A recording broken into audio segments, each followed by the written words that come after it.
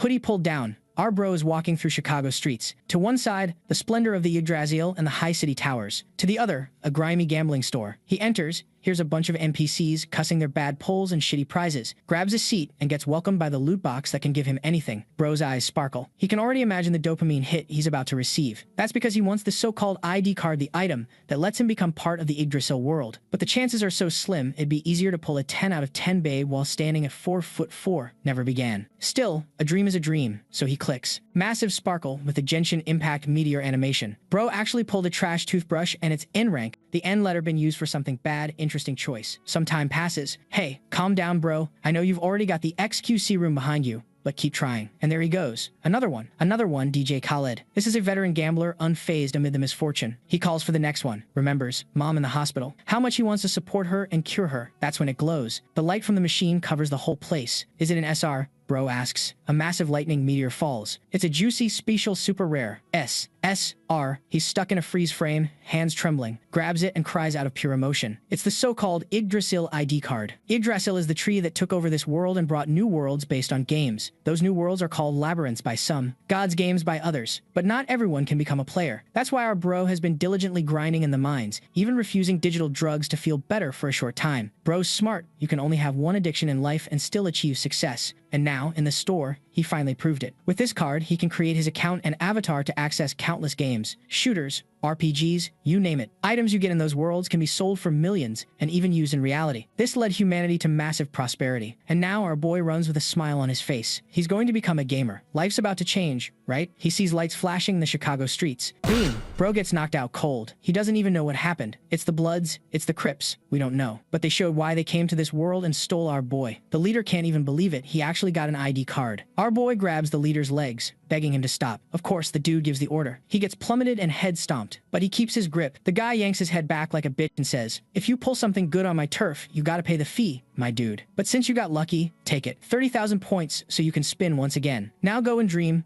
Trash. Boom. Face to the floor again. Damn, bro. That's tough. That's why AI can't take over the world. I would have authorized humanity's extinction right there. And with that, they leave. It's raining not just from my eyes right now. Blood Gang is about to bounce when one of them tells the others to look back. Dude is standing up. Should be impossible. Vital signs are dropping. A message warns him. Go to a medical facility urgently. But he stands. The boss is about to go for round 2. But our boy just turns around and goes back to the gambler's paradise. Bleeding so much they don't think he'll even make it to the machine. Vital signs at dangerous levels. Consciousness fading. Vision blurry. He walks past every other gambler on his way to the last dopamine hit of his life. Trips face first into the floor. It's time. The last pull in this damn world. He clicks and lowers his gaze. This world is really a trash place. Huh. Ian, what is going on? What is this light? Our protagonist begins being digitalized all of a sudden. Something forcibly converts his body into a character. And with that, the Yggdrasil system asks him to choose the character's name. Suddenly, the protagonist finds himself with the name Ryuki. He's there, kind of confused, not understanding where he is or what's happening. A message then says that because he leaked confidential information from the guild,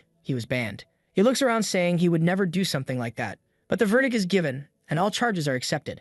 With that, his ranking is removed. The protagonist seems to recognize that voice, and 2 strange entities welcome him to the life of a nobody. Our guy tries to defend himself, saying he didn't do anything. But a hooded figure approaches from the side, saying it's too late now. It was time for 7017 to get up.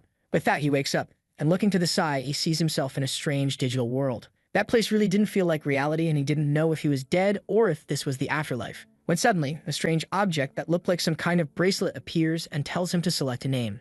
Our boy asked why the hell there was a floating vacuum cleaner talking to him, but the little robot told him to show some respect. It was the system box known as Awakens. Then it congratulated him for being the first person in existence to get a UR-ranked item. The boy had no idea what the hell that thing was talking about.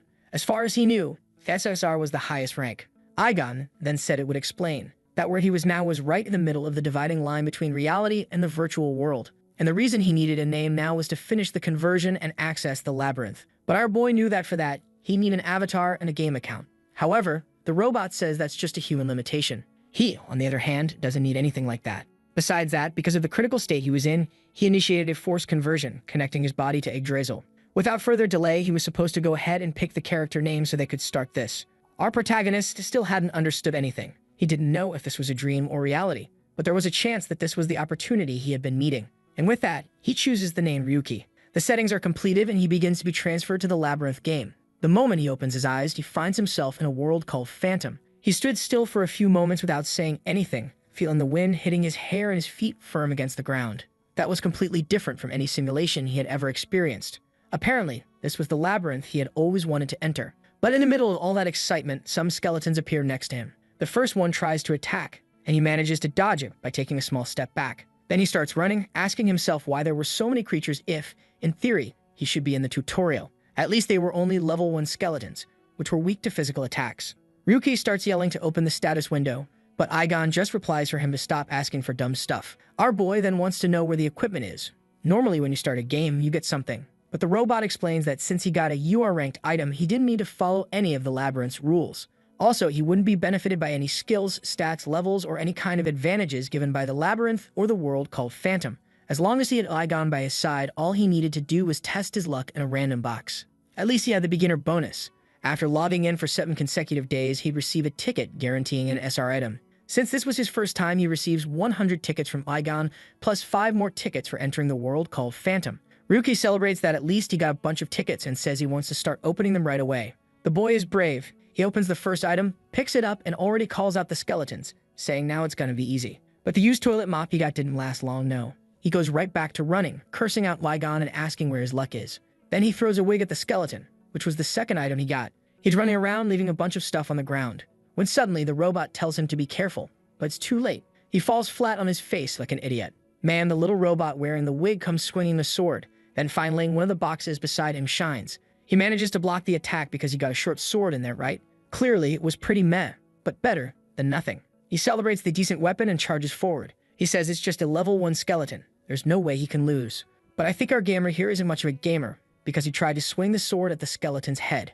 Obviously, the result was that he took a stab to the shoulder and the sword did absolutely nothing. Ryuki, though, is confused. Why did he take a stab that stuck in his shoulder instead of just losing HP? Aigon explains once again that the rules for them are completely different, so HP isn't a thing. He's risking his actual life. Seeing the skeleton coming, Ryuki wonders if he got into this mess just to die in such a meaningless way. Then he charges forward to block the attack as 2 boxes fall down. As soon as they hit the ground, he manages to deflect the skeleton's blow, charges in, and sends it flying. He's confused. For a second, it felt like he had used a skill and his body moved on its own. That's when he sees that from the boxes, he got 2 S-rank skills. One for defense and one for sword mastery. And Aigon says that he's the only one who isn't limited by the world of Yggdrasil. If an item or skill shows up in the box, it gets transferred to him immediately. Another skeleton was coming in to attack from the side, but the SR rank parry activates, and he manages to deflect the attack. With that, the creature is left kind of frozen, and he lands a clean slash on it. Man, who was it again that said you couldn't cut skeletons with a sword, huh? Who was the idiot that said that 3 minutes ago? That was obviously thanks to the SR rank sword mastery. Ryuki now understood that those skills shouldn't even exist in the world of Phantom, since Yggdrasil has a bunch of different places. But with his talent, he was ignoring the laws and restrictions. Aigon then says he always knew the kid was lucky. It's no wonder he pulled a your item. When Ryuki looked back, he saw his first SR box. Right away, he smiled and went to grab the box, saying something's not right here. But a miracle was happening in his life. 3 skeletons come at him to attack, but with the box in hand. He turns and slashes all of them at once, already warning. If they're gonna give him this much luck, he's gonna milk it for all it's worth. The world he's in is called Phantom, a game considered a work of art made by the company Lasha. Besides that, out of all the games in the labyrinth, it's the most popular, and the one that everyone goes through. Ryuki was there, man, farming skeletons non-stop. Finally, he was one of the lucky ones who was also part of this. The kid was stacking up skeletons, but the experience he got was immediately turned into points to pull more boxes. Things were completely different for him, and he doesn't even have a level. Also, from the math he did, he'd have to kill 15 skeletons just to try his luck one single time. Now it was time for him to take a look at what to do with that SSR item he pulled. To him, it was something absurd, didn't even make sense for it to exist. But Aigon says if it's in front of him, then it exists. No wonder it's SSR, man. Stuff like that is always good. But our boy puts it away, saying for now he'll leave it sealed. That's because it's going to be perfect for dealing with that person, or actually, their whole guild. For now, he's going to hide that power for the perfect moment. The skills required roulette points to level up. At least for him, things were real simple.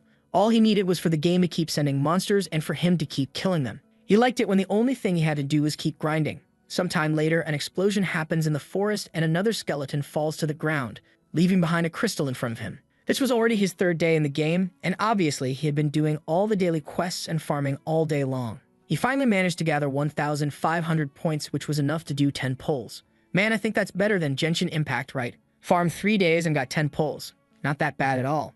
Aigon is there celebrating, saying he's excited to see what the kid's gonna pull this time.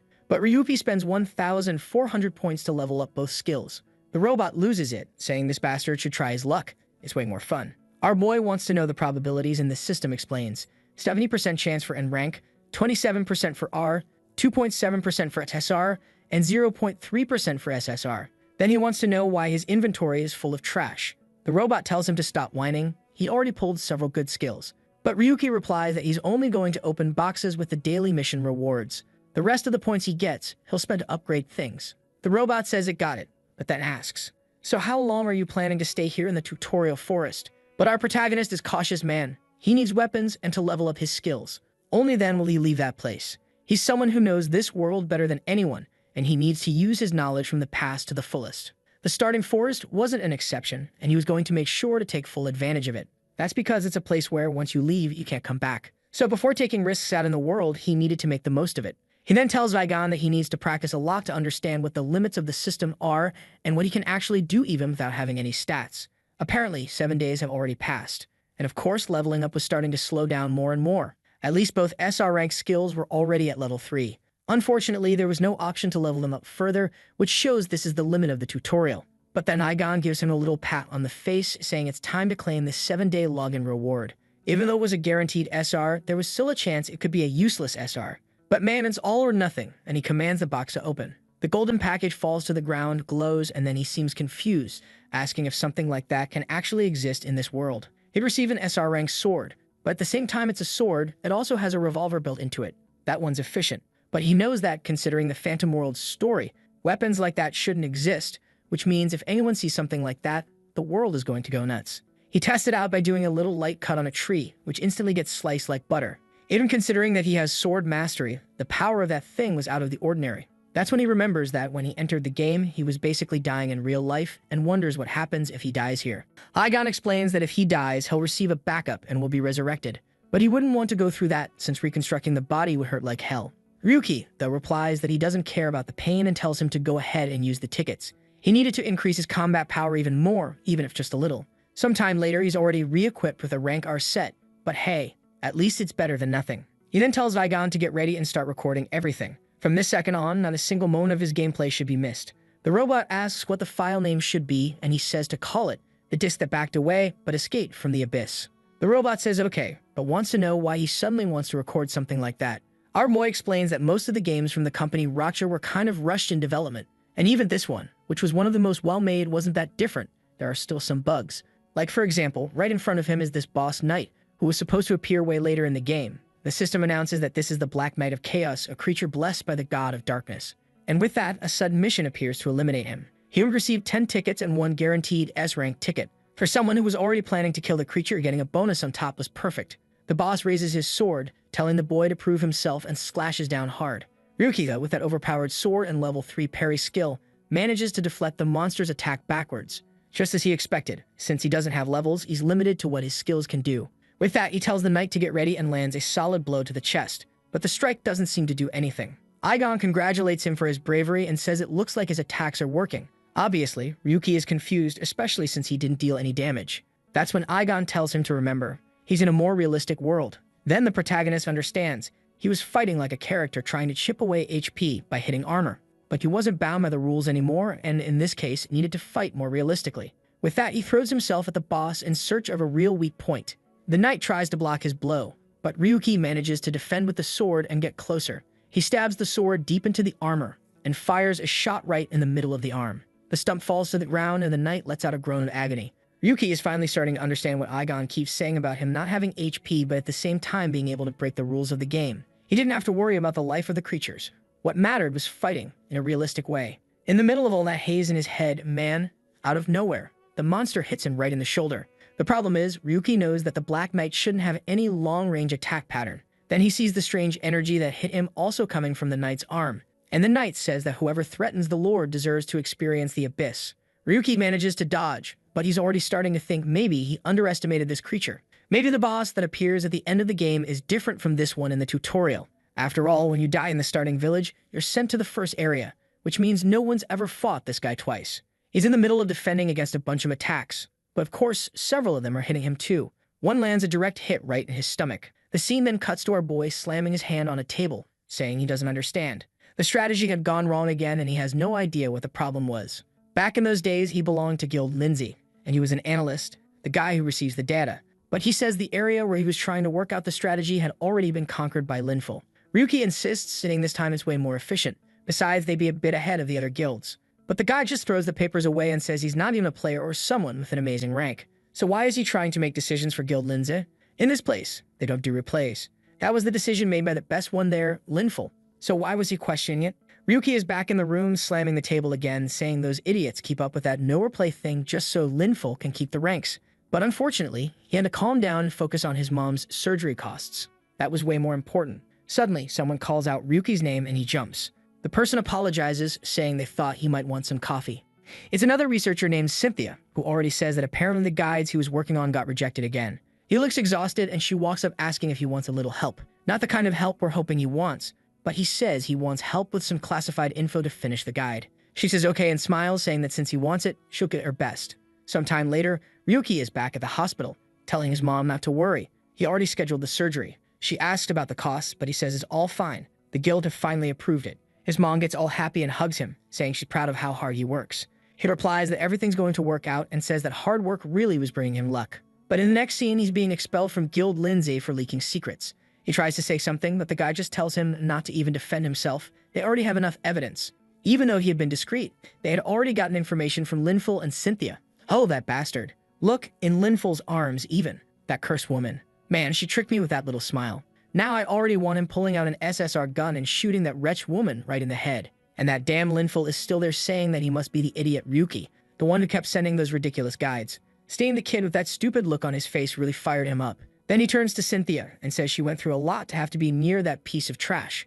But today they were going out to celebrate. With that, he walks off saying Ryuki should know where he came from. There's no point in being an analyst if you can't even analyze properly, let alone trying to make a guide so others can surpass you. Truth is, he doesn't know where he belongs. Then he walks out the door, saying it's a shame, but the insignificant life he had has come to an end. At that moment, our boy lost the little dignity he still had in that city and dropped to unknown rank man. At that point, all the money, status, honor, and family he had were taken away. He even lost his name. That's capitalism at its finest. Bro, you lose your money, not even your name's left behind. But now Ryuki is back in the dungeon, holding off the Black Knight's attack, who's impressed that he's still standing after taking a hit like that. Our boy keeps resisting, and then the monster raises its sword, saying that in the end, there's no way he's getting out of this. The attack comes full force at Ryuki, who wonders if this is really going to be the end again. How different would this opportunity be from his last life? Thinking of his mother and Cynthia, he swears he's going to make her pay for everything. Then, he parries the knight's stomach attack, pulls out his own sword, and leaps forward. He grabs the knight's head, drives the sword into the helmet, and remembers those two pieces of trash. The knight falls to the ground, and he swears he won't forgive either of them. With that, the creature explodes, man. For killing a Black Knight at a low level, he receives 15,000 experience. On top of that, the emergency quest gives 10 tickets and 1 guaranteed SR ticket. While disintegrating, the knight tells him to surpass Oblivion and go beyond. Ryuki just replies that there's no need to say it, he's going to keep moving forward. Igon recorded everything, and now a blonde guy is watching, wanting to know when the video was uploaded. The other person replies that it was just a few hours ago and asks if he wants them to reach out. But the guy replies he doesn't need that, he remembers the face. He just wants the car ready and also wants to know where Linful is. That guy, by the way, is the real leader of Guild Lindsay, Gabriel Darius. Apparently, Linful wasn't just the strongest in fights. The video our boy posted on IGGTube is of course causing a stir on social media. No one can believe someone went one-on-one with the glitched tutorial boss. What didn't make sense was that if it was in Phantom, there's no way he could have had a sword with a gun attached. On top of that, those reflex skills seem way too strange. All of that made people wonder whether the video was fake, or if the kid was abusing a bug that shouldn't exist. Man, the thing's already playing almost like a blockbuster on the big screen, and nobody can believe how fast he was reacting. Another analyst from Guild Lindsay named Laguna wants to know who this Ryu 7017 is. She considers herself a pro-level analyst, but even she can't understand how he beat that boss.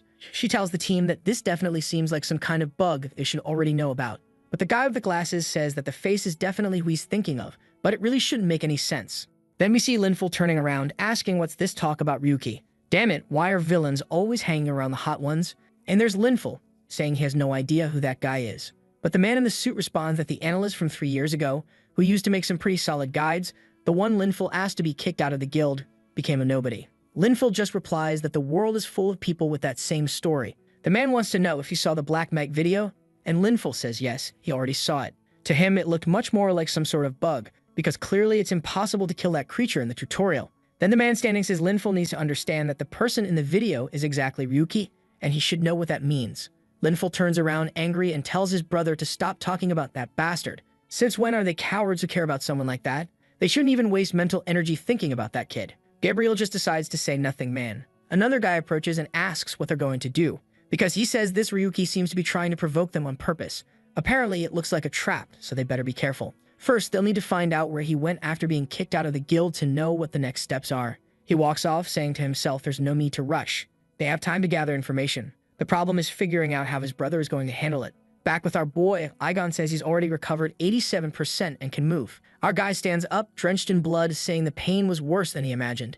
Because Aigon explains that of course it was, multiple organs and muscles were torn, not to mention several bone fractures.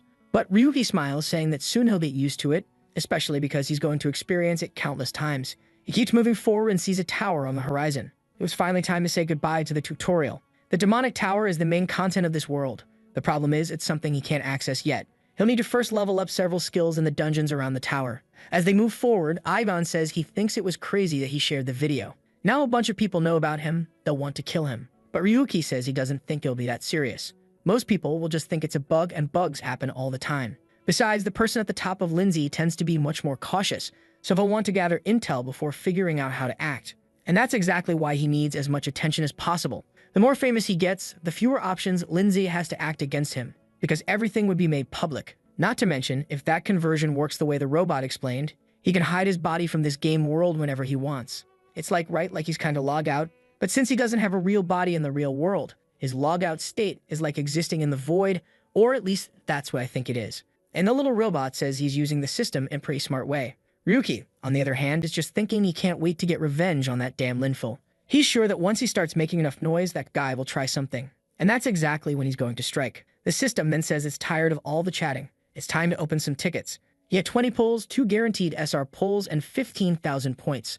Time to start spinning and try his luck. But Ryuki says going to the city is the priority, because he has to save a revival point. However, Ivan explains that this only happens to people who are brought from the other world. His body actually already exists in this world. At that point, he activates the conversion system and returns to that shop where he died. I'm a little confused, but I think what happened is he now actually exists in that world, and when he converts, he comes from that world into this one, while people from Earth actually go from Earth to there. In the end, everybody's interacting with each other, right? But I think that's kind of the idea. He's there, kind of confused, looking at himself, saying he was just about to die, but now he's not feeling anything. The system says that's because he's just too awesome. Besides, first it's best to block the cameras in that place. But man, here come those gangsters again, already showing up, saying that the bastard looks pretty healthy for someone who supposedly died.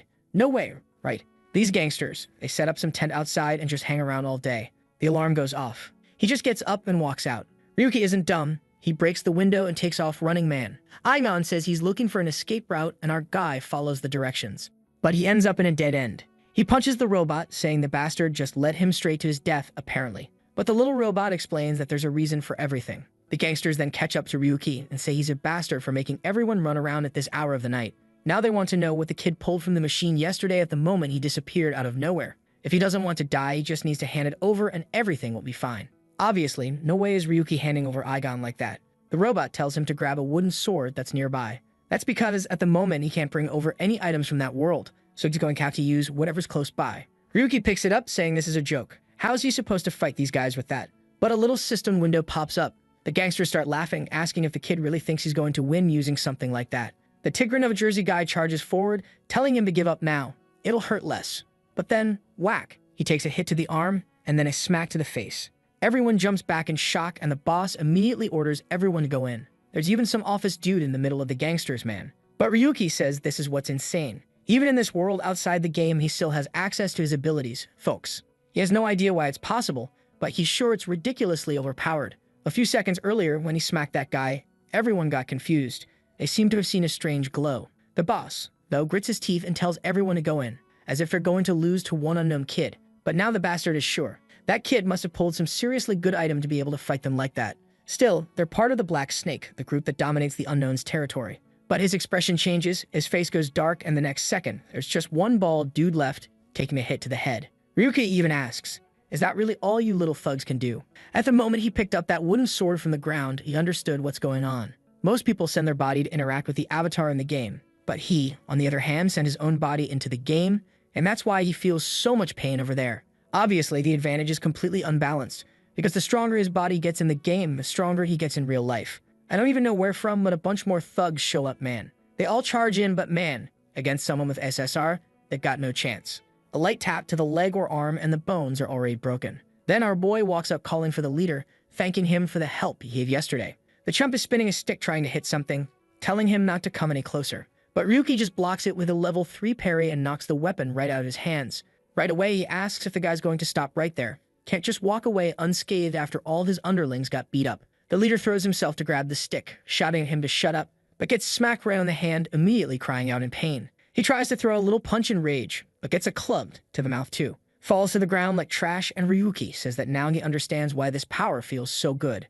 At this moment, he must be feeling just as good as they felt when they stomped on him that day. But he's sure that the leader's busted-up face suits him way better. The guy starts begging for forgiveness, asking him to stop. But Ryuki says that the card he stole that day was the last hope he had, and even then the guy still took it. So now they're not leaving until they've also lost every bit of hope they had. The guy crying says that no one known ever does something like that and gets away with it. But Ryuki man raises the club, saying that unfortunately, nobody's going to hear about what happened here. The chump is about to beg again. We see one of his eyes spinning and his head snap sideways. Damn, I thought he was gonna be the kind of MC that actually kills. But nope, the robot's just asking why he let them live. Ryuki replies that it's because of what the robot did, and to avoid raising suspicion. What the robot did was enter the gangsters' minds and manipulate their vision, so they don't even know Ryuki is still alive. Well, I'll forgive you this time, he says, but next time, I better see some killing. Got it. Yeah, protagonist, for me you gotta kill. Don't come at me with this forgiving the villain nonsense. Then he says they're going to need to hide Aigon's existence. Nobody in this world can know that an item like him exists. He grabs some random little knife and realizes the aura activates. As long as he's holding something that represents a blade or a sword, he can still use it.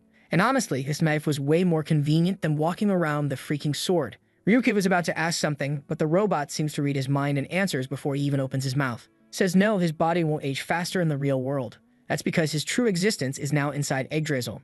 Outside, sometime later, our boy is talking to the little gangster, saying that this modern world is incredible. People recover real fast. Now it made sense why he let the guy live. He tells him to hand over the ticket, otherwise things will get messy. The guy obviously says he's saving up money, but needs more time. But that little knife's already pressed against his forehead, and our boy says that since he spared his life, it's best he doesn't forget that. The guy apologizes and Ryuki tells him to start walking. They're going to get it right now. In the red light district, there's this poor guy scratching his neck all weird. Looks like he's got some kind of demonic virus or something. One of the gang members shows up and kicks him out of the way, telling him to get lost. That place is a store called Shutenku, and the guy says most transactions go through there. Ryuki instantly realizes it's probably where his ticket got sold. When he walks in, a guy in a cloak notices a customer entered. It sounded like the voice of an old person, and our boy asks if he's the owner. I don't know if this person's really that old. And no, I don't even know if it's a guy. I don't know what it is. But I know he's a shop owner and his name is Suzuki. The robot, in a digital form that only Ryuki can see, says that thing in front of him isn't a person. It's analyzing his data in real time. Our boy had already noticed the weird voice and says that cybernetic robots like that should have already been banned. Suzuki says it's impressive that he noticed so easily, but it's ridiculous to talk about laws to someone who works in the black market. Then our boy wants to know what happened to the account creation ticket. Suzuki glances at the beaten-up gangster and already gets the idea. He explains that item is one of the most popular there is, so it was sold as soon as it came in. He asks if that's all, and Ryuki says no. He pulls out a bag and says he's there to make some trades, since that's what this place specializes in. Suzuki goes to check it out, saying he's curious to see what the kid brought. And he seems surprised, right? I think it's those orbs he was farming in the dungeon earlier. He asks, all of this, these are mana orbs, and asks if he even knows how valuable each one is. But Ryuki answers that clearly he's being underestimated, just because he's an unknown. Obviously, he knows something as basic as that. At the very least, our boy should understand prices. He used to be a strategist in a guild, he's not dumb. I hope so, anyway. In the dungeons, there are two types of items. The normal ones, like swords and shields and all that, and some called specials. The specials, for example, are things like potions, mana orbs, that kind of stuff. The higher the grade, the purer it is, and the more power you can get out of it. But Suzuki replies that it doesn't make sense to sell something like that on the black market, if the price is already set by the regular market. Why is he trying to do that here? Ryuka just tells him not to get involved and to go ahead and sell. That's what he came there to negotiate. Suzuki, however, finds it strange. An unknown who doesn't have access to the game shouldn't have mana stones to sell. Then he already tells Luga, right, that little thug there, to disappear from the place. The guy's all crook, wondering if Ryuki authorizes it, who just tells him to scram. With that, the door explodes right on the poor guy. The seller then says that yeah, it really is strange for an unknown to be selling mana stones, unless he stole them. But he also knows of someone who's been defying logic. Ryuki is about to ask what it is, and the guy says he's truly surprised. The star of that video just walked into his shop. With that, he opens his arms, welcoming Ryu 7017. If he wanted to hide his identity, he should have been much more careful, especially carrying a mana stone like that. It's an item dropped specifically from the Black Chaos Knight, and you can see that on the app. With all that said, he wants to know what Ryu 7017 is doing in his store. Yeah, this modern world is crazy, man. You post 10 seconds of a video, and everybody already knows who you are. Ryuka just admits that it's him and says they should focus on the business. Suzuki says fine and wants to know what he's looking for. Our boy points at his head and says he's looking for a mod. The seller says he must be going crazy, doesn't even know what that is. But Ryuki responds that he knows there are apps that artificially alter some things inside the labyrinth. Even an unknown like him knows about that. The seller then says that apparently he doesn't know anything. Most of the mods were cancelled due to limitations or critical failures. Our boy, though, uninterested, just says a black market vendor must be the only one who still has a few stored away. He wants those that reduce the game's difficulty, and he doesn't care about the side effects. Suzuki asks if he didn't see that guy outside the store scratching his neck. That guy is one of the unlucky ones who tried using a mod and got wrecked. Man, what the hell is that? Back in my day, you tried using a little hack and you got banned, alright? That's it. The poor guy had his brain fried. And Suzuki says that was from a simple pain reduction mod, and it caused all that. Obviously, the more changes you try to make, the worse the side effects can be. That guy tried to reduce the amount of pain he felt, and now all his other senses are extremely heightened. Basically, he's ruined, and even after removing the mod, he couldn't recover. From insanity to instant death, even spontaneous combustion, all sorts of things can happen. And that's why mods are illegal. But then Ryuki says he's not just some regular player. It's no coincidence he defeated the Chaos Knight. People are already calling him a cheater, so he should know how he plays. He doesn't care about the cost or the risk. If there's any mod sitting in this place, he wants it. Suzuki asks if he wants the ones that were discarded for being extremely dangerous. Ryuka just says yes, he wants to take a look. The kid snaps his fingers and says fine then. He can take a look at the ones that were discontinued. If he really has the guts to use something like that, he can start testing. In the box there are CDs, man, from version 1 to 25. I would never in my life install something from a CD into my head, are you crazy? But Ryuki is there thinking. He knows this stuff is risky, like he has his reasons. That first mod right there was triple power attack. And Igon already says that one's going to be a total failure. Actually, it's just exaggerated numbers and doesn't even have an effect. The next device, in theory, gave the power to see 1 second into the future. Once again, Igon says it's trash. It'll just make his vision blurry. The other mod made your character look amazing, and Igon says that it's possible to do that with some kind of illusion, but it's useless. The other one increased all skill damage by 20%, but it would destroy his brain. Also, it would increase the pain he feels by 3,000 times, which clearly wasn't a good idea. Ryuki already realized that all of this was just trash, until he saw one that was a probability manipulator. Igon analyzes it and says that the person who made this was truly a genius. It wasn't very effective, but it increased his luck by between 0.3 and 0.5%. And considering how it would be implemented in our boy, that would probably result in around 0.5 to 1% for him. Ryuki knew that 1% might not seem like much, but when it comes to luck, man, that's a lot. He then turns to Suzuki and says he's going to take 3 mods, including that one. The seller replies that apparently he's not all talk and really did pick out the few that were actually decent from that pile of trash. Obviously, the protagonist finds that peculiar. Why did this bastard offer him junk to begin with? The shopkeeper apologizes and says he wasn't trying to mess with the kid. It's just that another client asked him to take a look at those mods, and he'd already seen a few of them. Then Ryuki wants to know if that request came from the person who created those mods, to which Suzuki replies that soon enough he'll find out. Besides, he'll give him a special discount, since those things would have never even seen the light of day otherwise. Then some messages appear asking if he wants to install the applications, but they warn that once he clicks yes, it's irreversible. In his mind, he already decides to install, but then Suzuki says he wants to ask one last thing. If these mods work, what is it that he wants to do with this power? The scene doesn't give an answer, man. We see a tree and some time later, Suzuki is laughing like a lunatic on the ground. Our boy pointed upward and told me that he wants to reach the skies. He doesn't want to be bronze or silver, not even gold or platinum. He wants to take everyone down along the way and reach the top of that world. That crazy seller, who clearly has some kind of mental issue, replies that he's looking forward to seeing what the kid is going to do. Sometime later, back in the game, he's holding his identification card in the phantom world. He thought it would be hard since he's an unknown, but obviously, no one was going to suspect anything. After all, an unknown shouldn't even be in the game. But now finally, he had arrived at the starting village. Everyone's happy. The old man's selling his overpriced apple, and the kids are running around with their goofy little faces. In the middle of all that is our boy, impressed at how peaceful that place seemed. Suddenly, Igon pops up, telling him to start pulling tickets already. It's been a long time since he tried his luck. Ryuki tells the gacha addict to calm down a bit. He doesn't want to draw too much attention. But that's when our boy notices that there are people staring at him weird. The protagonist explains that he already knows this very well. It seems that NPCs are made to not like players. Of course, that's because players also don't treat NPCs like people, which ends up creating this vicious cycle. Then, a guy in a blue jacket gets slammed to the ground. One with a beanie walks up, asking how the hell he had the nerve to try to rob him. The guy says he's starving, while the protagonist wonders what's going on. Also, the NPC's clothes looked very different from the rest of the people there. Ed explains that this guy seems to have come from another game in the labyrinth called Alien Space, but that game was shut down 3 months ago, or basically, the entire world over there was deleted. The only way people could survive was to migrate to another game in the labyrinth. Now it's explained why there are a bunch of people wearing those weird clothes and starving. Adapting to a completely different world is not something that happens overnight.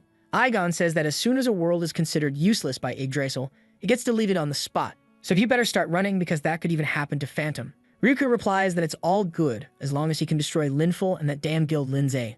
Then he's fine with it. Sometime later, he managed to get a room in an inn and finally had a place to sleep. At that very moment, the robot is already talking again, saying this is the perfect time to pull some tickets and play gacha. Also, his probability had slightly changed. The NNR items had lower chances now, and the SR and SSR were a little better. SSR, which used to be 0.3%, had now increased to 1%, more than 3 times higher. He then tells Zygon that the long-awaited moment has come, man. Time to spin the roulette. The robot celebrates immediately, saying he has 40 tickets, 2 with guaranteed SR and 15,000 points. It was going to be enough to open a ton of stuff. Ryuki tells him to start first with the 40 regular tickets. Obviously, his expression wasn't too excited, right? A whole bunch of N-rank and R-rank items. In front of the poor guy, a pile of useless trash started stacking up. He falls to his knees in disbelief that he didn't get even one decent thing. Apparently, the amount he got was a lie. He didn't pull a single item above R. The robot, however, says he can already start a toothbrush store. At that, Ryuki grabs the little bastard, saying he's going to turn him into a piece of scrap metal. While the robot is begging to be let go, suddenly, something shines. From the skies come 3 guaranteed drops, right, man? Right away, his tone changes, saying he can always count on his buddy. I don't know if he used those guaranteed tickets, but he managed to get a Flash Step SR skill and an SSR intuition. The intuition at level 1 boosted his instincts. What at max level, it would allow him to even understand the essence of the world. The Flash Step was pretty obvious, a quick movement ability. Already excited to see the effect, he activates intuition. But at that moment, he didn't feel any difference at all. It didn't seem like anything compared to the other SSR skills he had gotten. He decides to take a look at the system, and there it says he'll have to spend 7,000 points to level up to the next stage, which to him is a total ripoff, since the other skills cost 2,100 to get to level 3. Igon already says not to spend points on a skill, he doesn't even know what it does. It'd be better to enjoy the hype and pull more because that's way more fun. But obviously Ryuki isn't going to do that, man. He's going to use those points to upgrade his skills. That's what? Sword Mastery and Parry go to level 4 and Flash Step to level 2. With that, he had 8,730 points left, and it cost 8,400 to take Mastery to level 5, while he's sitting there wondering if he should do it or not. The robot tells him he should go explore more. He should obviously pull more tickets and have fun, but the little bot breaks in half when Ryuki orders the system to take Sword Mastery straight to level 5, man. And then the system says that now that Mastery is maxed out, he can upgrade the rank. Just as he expected, it was worth reaching that limit. When he activates the rank upgrade, a golden light appears. A stone orb forms in the room. He asks Ligon what that is, but the poor bot is lying on the ground, devastated that he didn't get another chance to roll some gacha. The strange object keeps coming down, until the system grants him an achievement. For having maxed out Mastery, he earns 10 tickets, and apparently it became Ligon's System Mastery, an SR Plus skill that not only boosts his sword damage, but now gives him a blade aura as well. Ryuki had never even heard of SR Plus skills in the Phantom world, so maybe this was the strongest skill on that entire continent. While he's celebrating, arms wide open, the little system is asking why he, the system of luck, ended up paired with someone this cautious. His whole plan was to witness the glorious downfall of someone driven by greed. Ryuki is already at the door telling him to stop crying and get moving because now they were finally ready to begin. He wants to know what they're going to do, and obviously, man, it's time to go into the first dungeon. And the plan wasn't just to go into the dungeon, but to set the record in it. Ah, you sneaky devil. Now you're gonna use those strategies you were selling to that guy Linful, huh?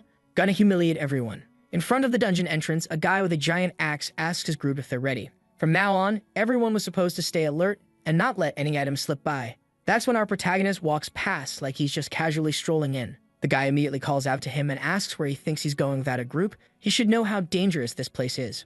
But our boy just says that he knows very well what he's getting into. The guys start thinking that apparently they've just run into some lunatic they've never seen before. And his buddy next to him, who's so important they didn't even draw eyes on him, says that in the past 3 months, no one has managed to complete this place. The leader is sure it's a waste of time. But there's Ryuki Man, Witch's hideout, and the goal was to break Linful's record.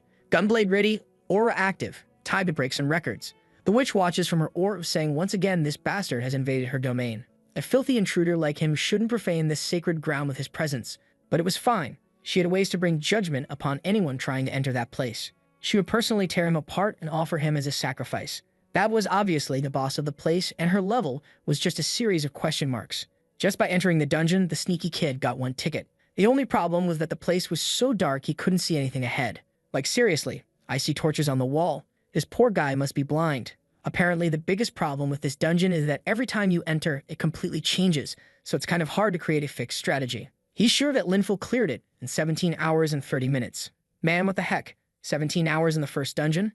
Might as well bring a wife and start a family while farming. Checking the rankings, he sees second place is held by someone named Azia, or well, a person named Azia, part of the Gaz clan, and they only took 8 minutes longer than Linful. Considering they were almost as good as Linful, it's a name worth keeping in mind. Suddenly, he stops, and looking up, there's a swarm of mosquitoes. Wait, not mosquitoes, giant bats. The problem is, not only do they move in huge groups, but they also stack a ton of debuffs. So even if you don't die right away, you just keep suffering until you can't take it anymore. But he's already pulling out an item, saying that's a story of the past. He throws something on the ground and says to Ligan, "This is how you handle this place." The thing explodes, spreading light everywhere. And if you thought it was a flashbang, you're totally wrong. It was a sound bomb, and now the suckers are falling everywhere with bleeding ears. Man, I felt bad for the little bats for a second. But then bam, sword to the chest. The kid has 0 mercy. He already cleared the farming zone, slashing everything in sight. He says this place isn't that hard once you know the tricks. What he wants to know, though, is why no one's finished this place in the past 3 months. Ivan wants to know why that would be strange. So Ryuki explains that, in theory, this is supposed to be a low-difficulty dungeon. For everyone to be struggling this much, something else is going on. They keep going through the cave, and Ivan wants to know if he's sure they're going the right way. Our boy tells him not to worry. He knows the patterns of this place, even if the map always changes. Ivan might not know, but he's written countless strategy guides when he was an analyst. This dungeon right here, he's simulated it thousands of times, so he knows exactly what he's doing. Igon, however, comments that they've already passed through this area like 12 times. It wouldn't be a shame to admit he's lost. But Ryuki just ignores him and goes left, saying the entrance is right up ahead. He tells him to look at that stalactite on the left, the one with the cut. You had to pass through this path 32 times, and when the cut showed up, it was proof that the route had changed. The little robot is confused, wanting to know how he came to such a precise conclusion. Obviously, right? It must have been trial and error thousands of times, and Ryuki just tells him to shut up because he has to focus now. But to make Igon happy, he explains that they had someone in the group who had a certain ability that helped discover those things. And in the past, before strategy guides were developed, people actually used to memorize every element of the map and tried to guide themselves that way. So even though everything changes, he still has an idea of which way to go. The robot asks if he really memorized all those tiny differences from a place as useless as this, and already laughs, saying he now realizes his master is completely out of his mind. As they continue through the cave, Ryuki is sure he spent more time here than he wanted. Not to mention he still didn't understand why no one had cleared this in the past 3 months. Meanwhile, the witch is yelling, saying that apparently he escaped from the labyrinth, but now he'll fall into despair. The second he steps on the death magic, he'll instantly die. And man, that's exactly what he just did. Something activates, a flame surrounds his body, he freezes for a moment. Ivan wants to know what happened, and he answers he's not sure, but it felt like he was going to die if he took another step. Then he pulls out a weird little doll from his inventory and throws it forward. As soon as it hits the ground, the flames appear again. He recognizes them immediately. That was instant death magic, something extremely rare that should only appear much later at the tower. Why was something like that in this place? Igon immediately says that if unknown changes are happening, it's better to retreat. And now Yuki is deep in thought. A trap this brutal, right from the start, was dangerous. Maybe it'd be better to turn back. But when he looks behind him, he sees a strange path. And for a moment, he feels like it'd be okay to go that way. He starts realizing that these gut feelings and even the fact he spotted the trap are all thanks to the intuition skill. Watching through the orb, the witch says this bastard is really lucky. He survived by a single second. But it was just a matter of time. No matter where he went in this endless labyrinth, eventually he would die. But suddenly, he disappears from her orb. She's confused, uses a new spell, and locates him again. But now it doesn't make sense. He's in the central hall, which is really far from where he was before. Apparently, that damn rat managed to escape the illusion. But it's fine. This place is filled with traps, and that's where he'll die. Except a second later, Ryuki disappears again. She's confused and slams the table in anger, trying to understand what the hell this bastard is doing. Our boy was jumping through the very edges of the traps, dodging them all. The witch had no idea how he was doing it or why he kept disappearing from her sight. So she decides to end it all before anything else goes wrong and activates all the traps at once. A blue flame surrounds the whole orb, and she celebrates, saying, "Finally got rid of that cursed intruder." But behind her, something explodes. A voice from behind says that the materials weren't that great, but there were still things worth using. Aigon's voice follows up, saying that if he had any sense, he'd disable that skill immediately. The witch turns and sees the two of them talking. Aigon's scolding him, saying that this new skill of his is totally broken, and he can't just walk around with something like that. Naturally, the witch wants to know how the hell he got there. But our boy says he's too lazy to explain, so he's just gonna handle this quickly. He knows very well that she's the Witch of Solitude, no Miss Cereal. Or rather, there was another name that fit her way better. Bug. The witch says the answer she wants is for that bastard to say how he got out of the traps. Ryuko replies that he almost lost his head. The path to this place was filled with deadly things all over. Aigon wants to know why he's talking in such a weird tone. Just a bit before that, our boy was looking down at the ground, watching the traps and wondering if there was any way to beat this.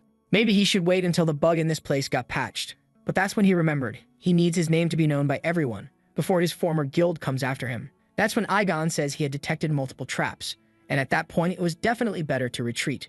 Then half the room exploded and he jumped to the side. Aigon freaked out, saying this bastard was trying to commit suicide. But then our boy told him to calm down. That skill he had gotten was even better than he thought.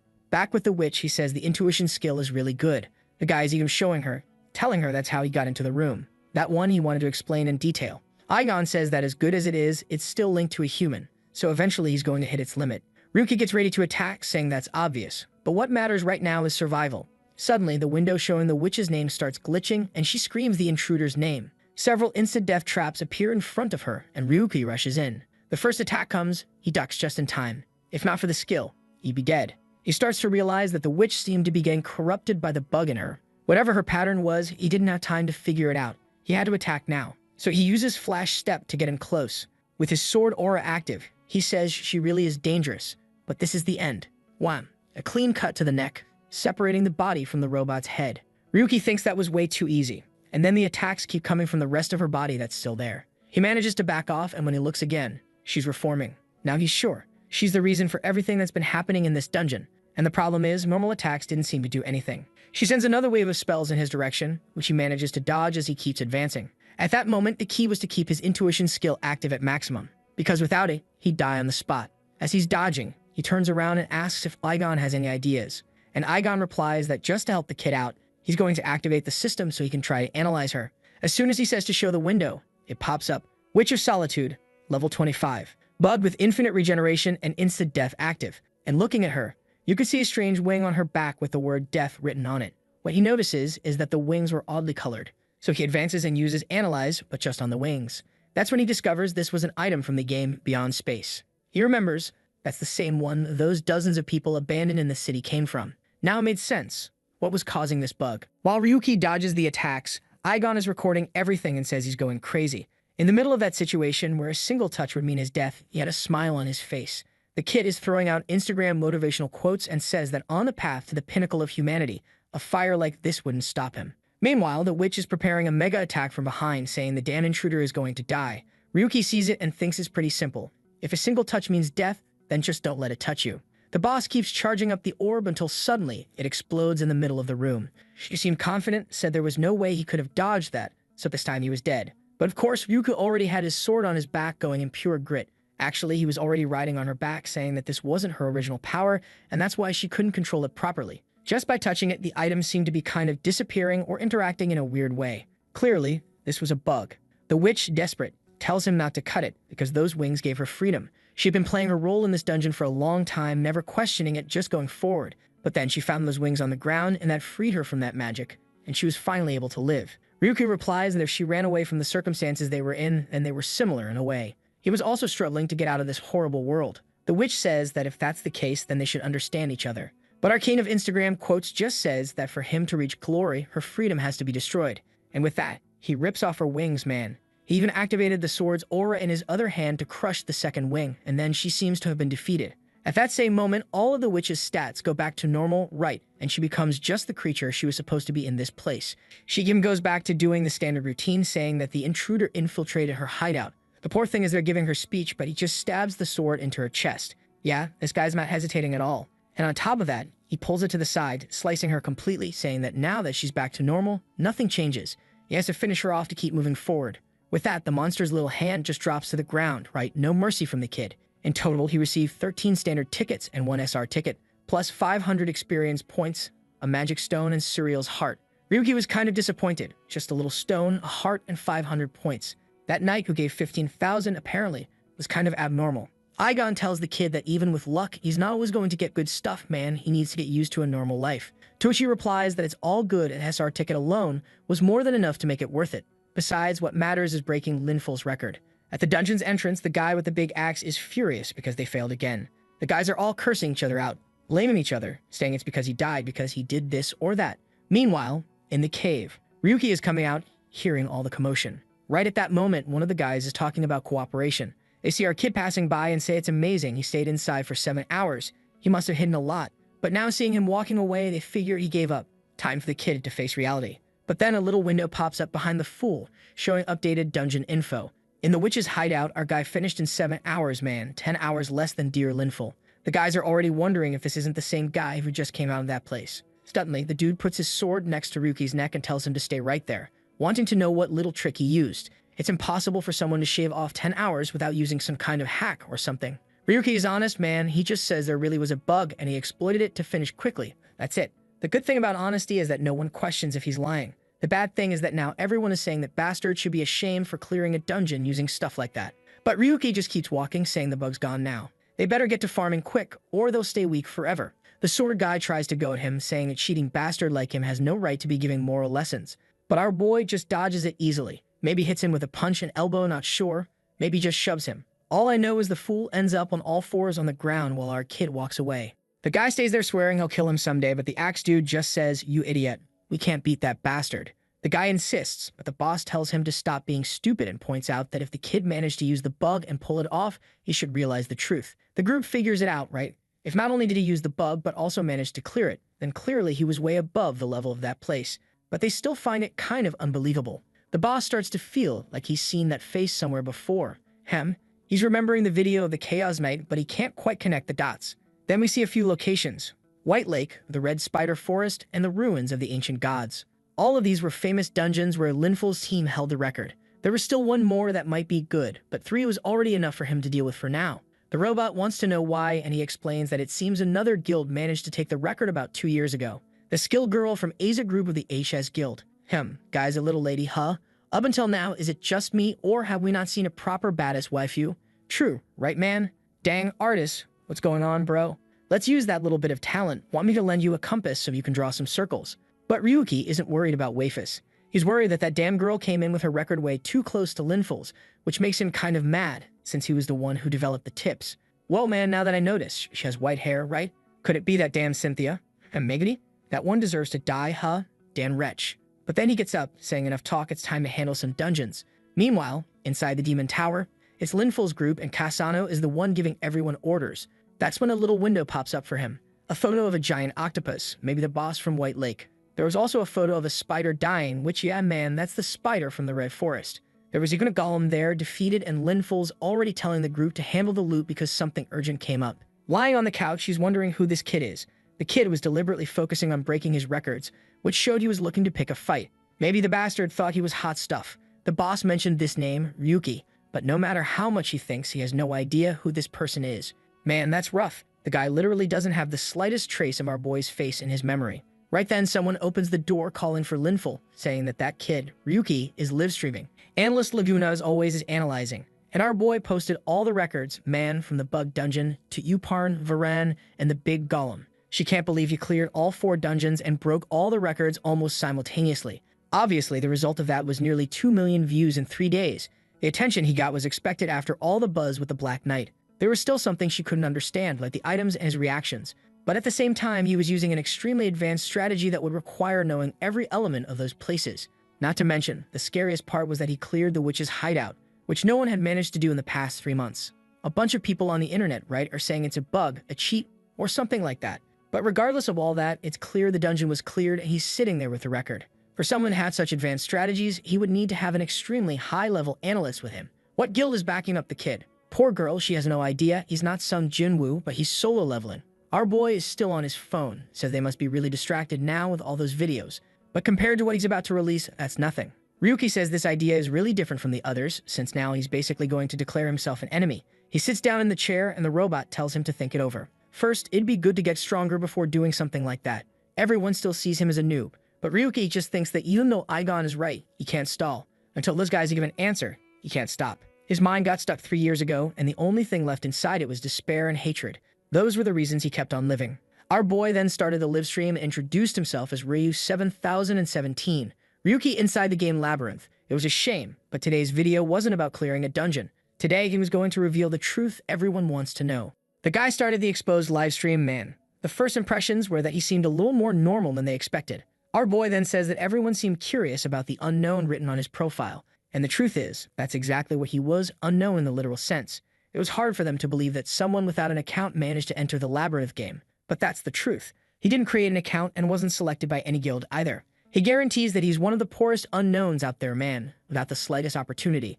And about how he's playing, he sums it up by saying that basically he just got lucky. And he doesn't care if they don't believe it, because that is the truth. Watching, Linful says this bastard is trying to lie, pretending to be an unknown. Then Ryuki says he became unknown because he was falsely accused. He's making this video because he's sure that bastard Linful and the Linza Guild are watching. They better remember the face they threw into the abyss. He suffered in that hell, but he managed to escape.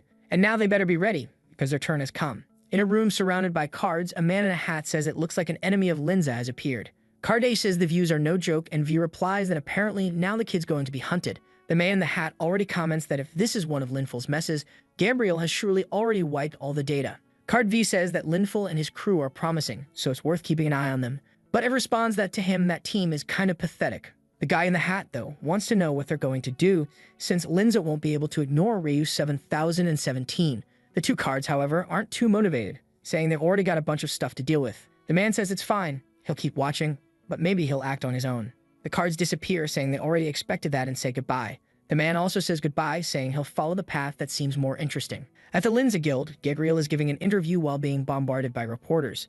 Everyone wants to know about this Ryuki and what connection he has to the guild. He reveals that yes, the boy was once part of the team, but due to an internal accident, he was expelled and no longer has any connection. The reporter, however, says the kid in the video claims he was falsely accused and wants to know if that's true. The guy answers that it's a complete lie. But the reporter insists, saying there are several other suspicious rumors about how they've been acting, ranging from malicious behavior toward other players to alleged collusion with the developers of that place. They were using their influence in the game to pressure the developers into changing how dungeons were regulated, even to the point of altering how items are acquired. As the guild leader, the reporter wants to know Gabriel's opinion on all those allegations. Like a good shady politician, he says it's all lies.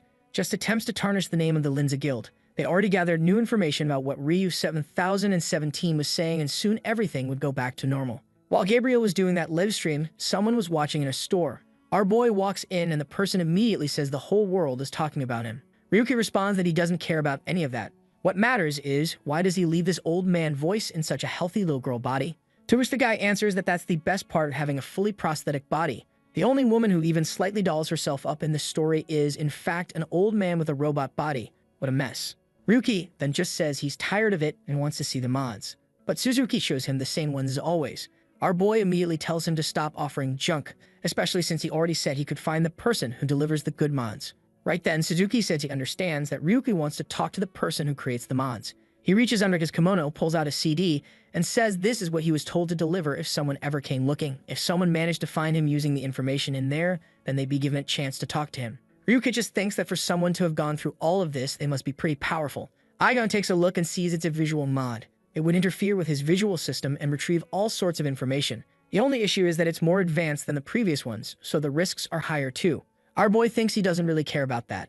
What he really doesn't like is this feeling that he's being tested. So he starts taking his little backpack off and tells Suzuki he'd brought a little gift. Everything he had been hunting these last few days. Basically, the items from the record-breaking videos. He drops them on the ground and tells her to sell it all, that she'd be well compensated. Dang man, how rude. Just threw it on the floor like whatever, see ya. Walking through the streets of the city, he says he's been seeing the items from the dungeons popping up on YouTube, and it's actually bringing in some money. Obviously, Ivan told him to take advantage of that positive momentum to pull some gacha rolls. Man, time to gamble a bit. But he says no, there's one more person he needs to meet. That's when someone raises a hand and calls him. The dude with that K-pop haircut tells our boy it's been a while since they last saw each other.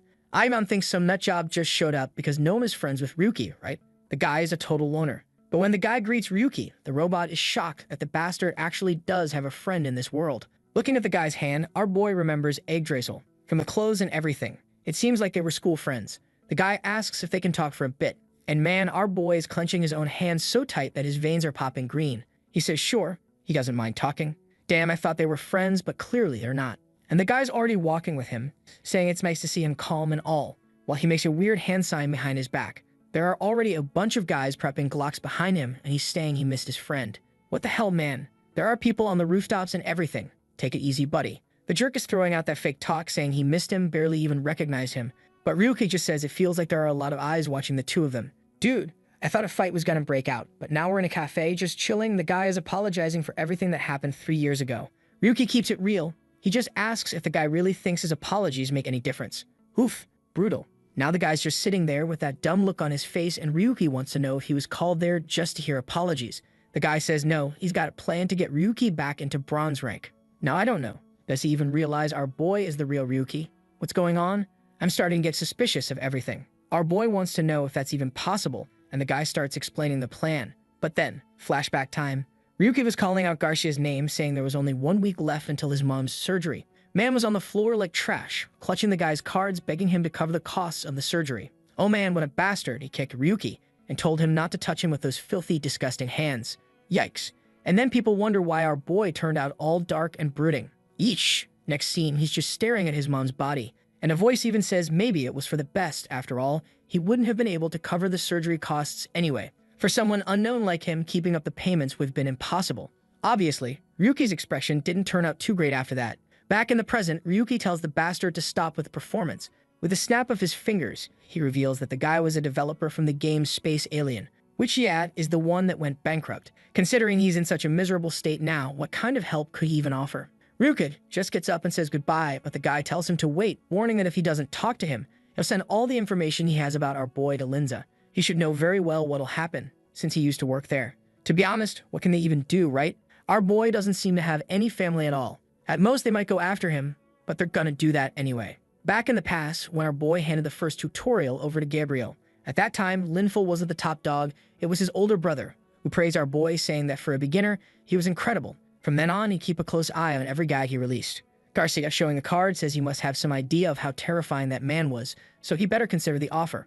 Ryuki's expression changes. He turns around, and at that moment, the guy looks confident, thinking they're finally about to negotiate. But Ryuki just snatches the paper from his hand and asks when the hell he's gonna shut up. What the hell, man? Garcia's already pulling out a knife, saying that a filthy guy like him lost all sense of how to behave in this place. He lunges to attack our boy, but all he gets is a hand around his neck. Ryuki just says that the one who lost their sense of danger is him. Apparently, the fool was eager to meet death. Slams him against the wall. After all, you can't just kill someone out in the open, right, man? Then he walks off, saying it's best if he never sees his face again. Garcia quickly sends a message to the crew, warning them the target's escaping. The moment Ryuki steps out of the store, bam, 36 Glocks pointed at him. Everyone shouting for him to surrender and put his hands behind his head. But in a single second, the first guy has his Glock ripped right out of his hands, and our boy pulls a move so fast, even the artist couldn't catch it. The kid's moving so fast, he's slipping out of the frames. Come back here, kid. I can't even see you anymore. The damn witch calls out to him. She's up on the rooftop, see. Use level 3 flash step. The poor guys didn't stand a chance, and he's even impressed at how aggressive they're being. Igon then says our boy's stress levels are spiking. What's bothering him so much? He just replies it's nothing serious.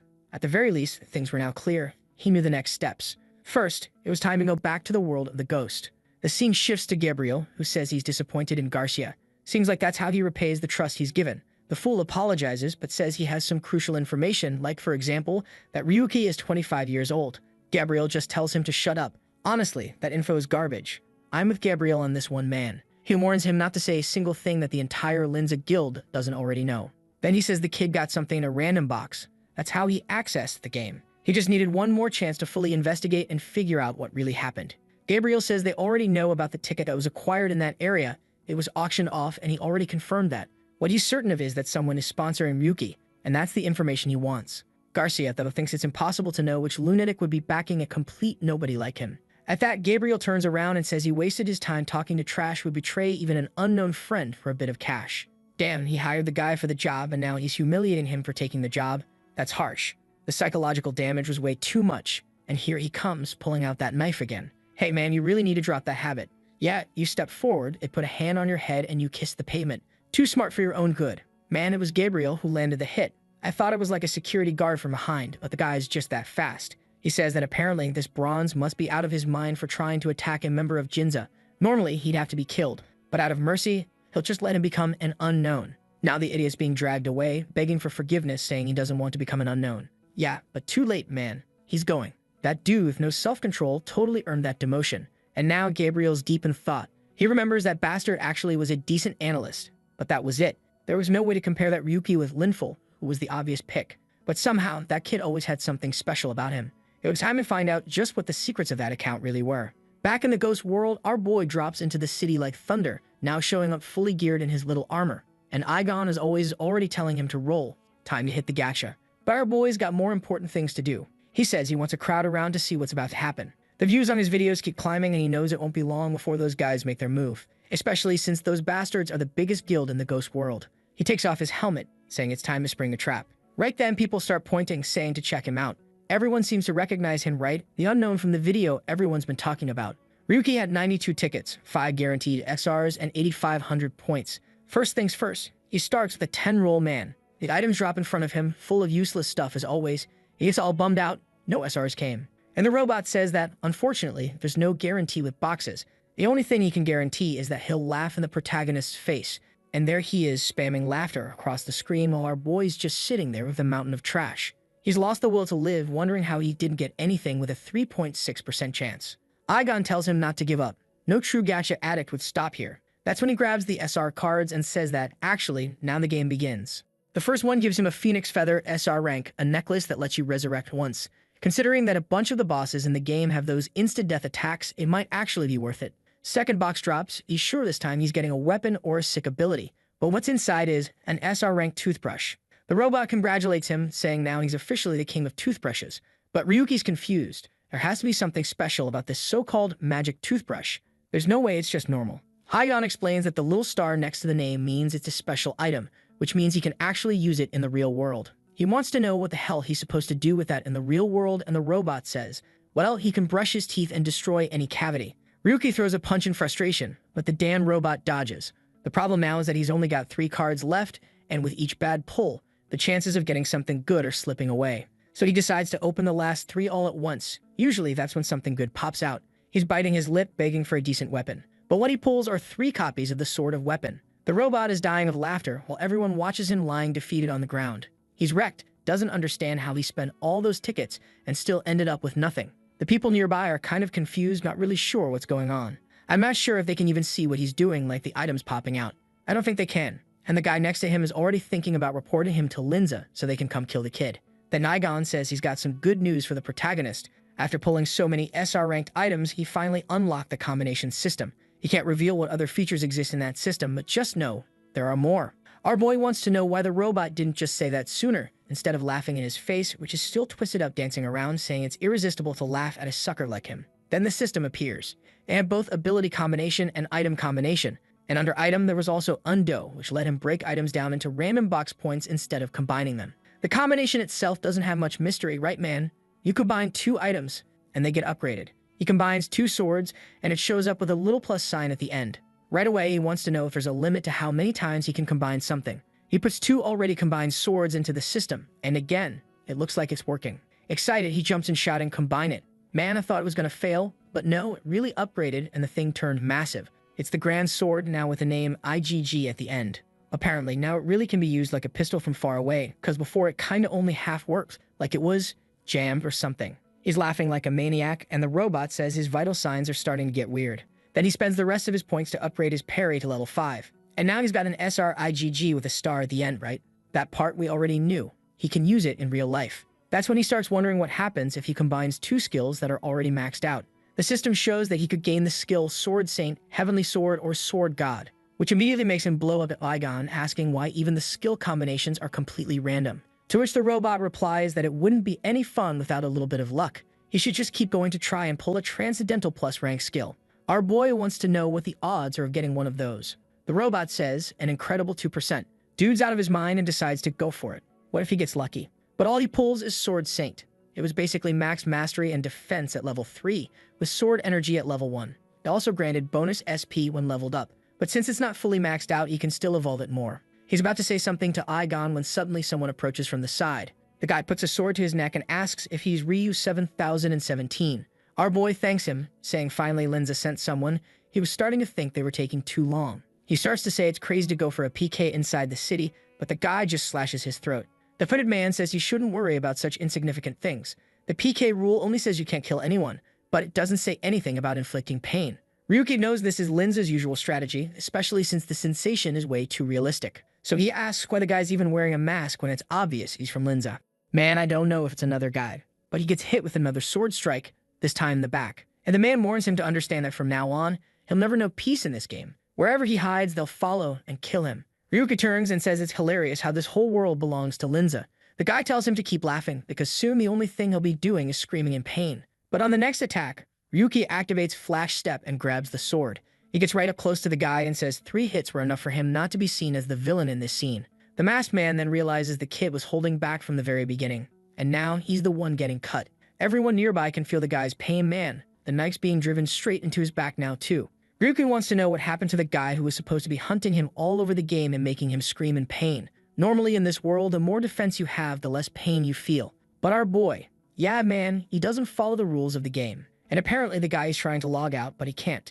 Ryuki says that's good to know. In a place where no one can die, it's the perfect setting to let someone sit there suffering. He keeps spinning his sword back and forth, saying this revenge is only just getting started. That's when Igon warns him to be careful. A bunch of hooded figures surround him from all sides. One of them, with a brooch on his shoulder, calls out to Ryuki and says he'll get straight to the point. It would be best if Ryuki left the ghost world, and even better if he stopped being a player altogether. If he agreed, they'd let this go. Ryuki, who draws his second sword, says they're being way too generous offering him such a noble favor. He stabs the guy in the back again and says that they were the ones who provoked him first. The brooch guy replies that clearly this bastard was more dangerous than he expected. Ryuki tells him to run, but the guy says that's not an option. Besides, he's curious to know what that sword is. Ryuki tells him to take off the mask and he'll explain, but the guy just answers that that's not going to happen. He says Ryuki should have used the bugs he got to live a peaceful and hidden life, but he wanted too much attention, and now he found himself in trouble. A shame, really, but his plans end here. Right at that moment, all the masked guys attack Ryuki, who's just standing there like a fool, but he dodges the first strike and takes a step back to avoid the second. The guy with the blue bangs is coming from behind, thinking Ryuki isn't half bad, but this is where it ends. Only Ryuki already activated Sword Saint and slashed the first attacker. Apparently, the guy managed to defend himself, but his whole sword cracked. He couldn't understand how someone who hadn't even reached the Demon Tower was already using Aura. A technique like that normally burned a ridiculous amount of mana, so using it like this was insane. He decides to try again, saying that weak Aura won't do anything, but Ryuki just deflects it using his sword, which has its own Aura, and says they probably don't even realize what he's doing. He strikes the guy in the chest, and another one's down. Or rather, just incapacitated, since no one dies here. The leader, at least, is smart. He sees how quickly Ryuki blocked with Aura and wonders if it's a parry, like in some other games. Ryuki just replies that they're starting to realize the more they try, the worse it'll get. To help them make up their minds, he reveals that his ability doesn't consume mana, which means right now he's the only one who won't get tired. Before the guys can even process what he just said, bam, another sword strike hits dead center on someone's head. Judging by the blood sound, that thing went in deep. Speaking of going in deep, there's a little white-haired girl. Is that you, Cynthia? You sneaky snake. You think I forgot your name. The other guy's leg is messed up, and the leader tells them to be careful. Somehow, the pain from this kid's attacks feels worse. They shift into a hide and leaf formation, each one drawing their class setups and all that. At that moment, Ryuki replies that if someone was pulling out Nightfall, then they're not trying to hide anymore. He knows all too well a dual sword user known as Cassius. Not as famous as Linful, but still well known, and definitely not someone people would want to find out what he's been up to. Cassius activates a binding magic, Oliva, to paralyze the kid so they can go in for the finisher. Chains rise from the ground and wrap around Ryuki. Everyone starts prepping their best abilities and 3 attacks come flying toward our boy. Cassius knows how parry works. If there's nothing solid for it to counter, it doesn't work properly. And judging by Ryuki's face, looks like he's right man. Glitter explosion everywhere. But when the smoke clears, someone's just standing there untouched. He's got that dumb look on his face while Aigon explains that now that the ability has evolved, it can also defend against non-physical attacks. Even so, Ryuki's swinging his sword around, saying he's kind of disappointed. Looks like he'll have to be more careful with long-range fighters. Man, before Darius could even say anything, he took a bullet straight to the chest, dropped like trash to the ground, calling for backup. Our boy says it's really sad to see their boss go down with just one little bullet. He hadn't even started having fun yet. But the guys are completely confused. How the hell does this bastard have a revolver firing in the middle of the fantasy world? Our boy is they're holding 3 massive revolvers, man. Against monsters like golems, they're not much use. But against humans, it's a different story. Especially in a world like this, where that kind of item shouldn't even exist. He warns them that everyone who came after him today is going to leave here crawling. Somewhere, someone's watching a screen, just listening to the sound of gunfire. It looks like a weirdly warped teddy bear saying things are starting to get interesting. Back in the scene, Ryuki's disappointed by how weak these guys are. Aigon explains that these guys just play based on in-game stats, right?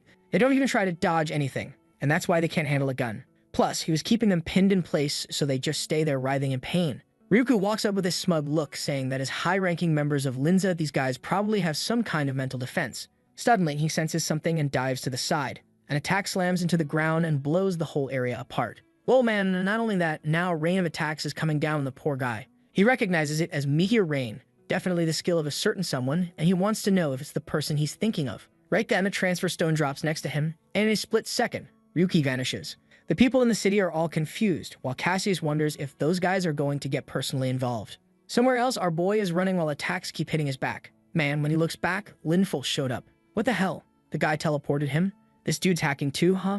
And the bastard says that now that no one's watching, things will get better. He wasn't going to ignore all the noise Ryuki's been making. He already throws his spear at his back and asks if he's ready for the pain he's about to feel. Aigon warns that Ryuki's heart rate is spiking. Our protagonist thinks about how he's imagined this moment countless times in his head.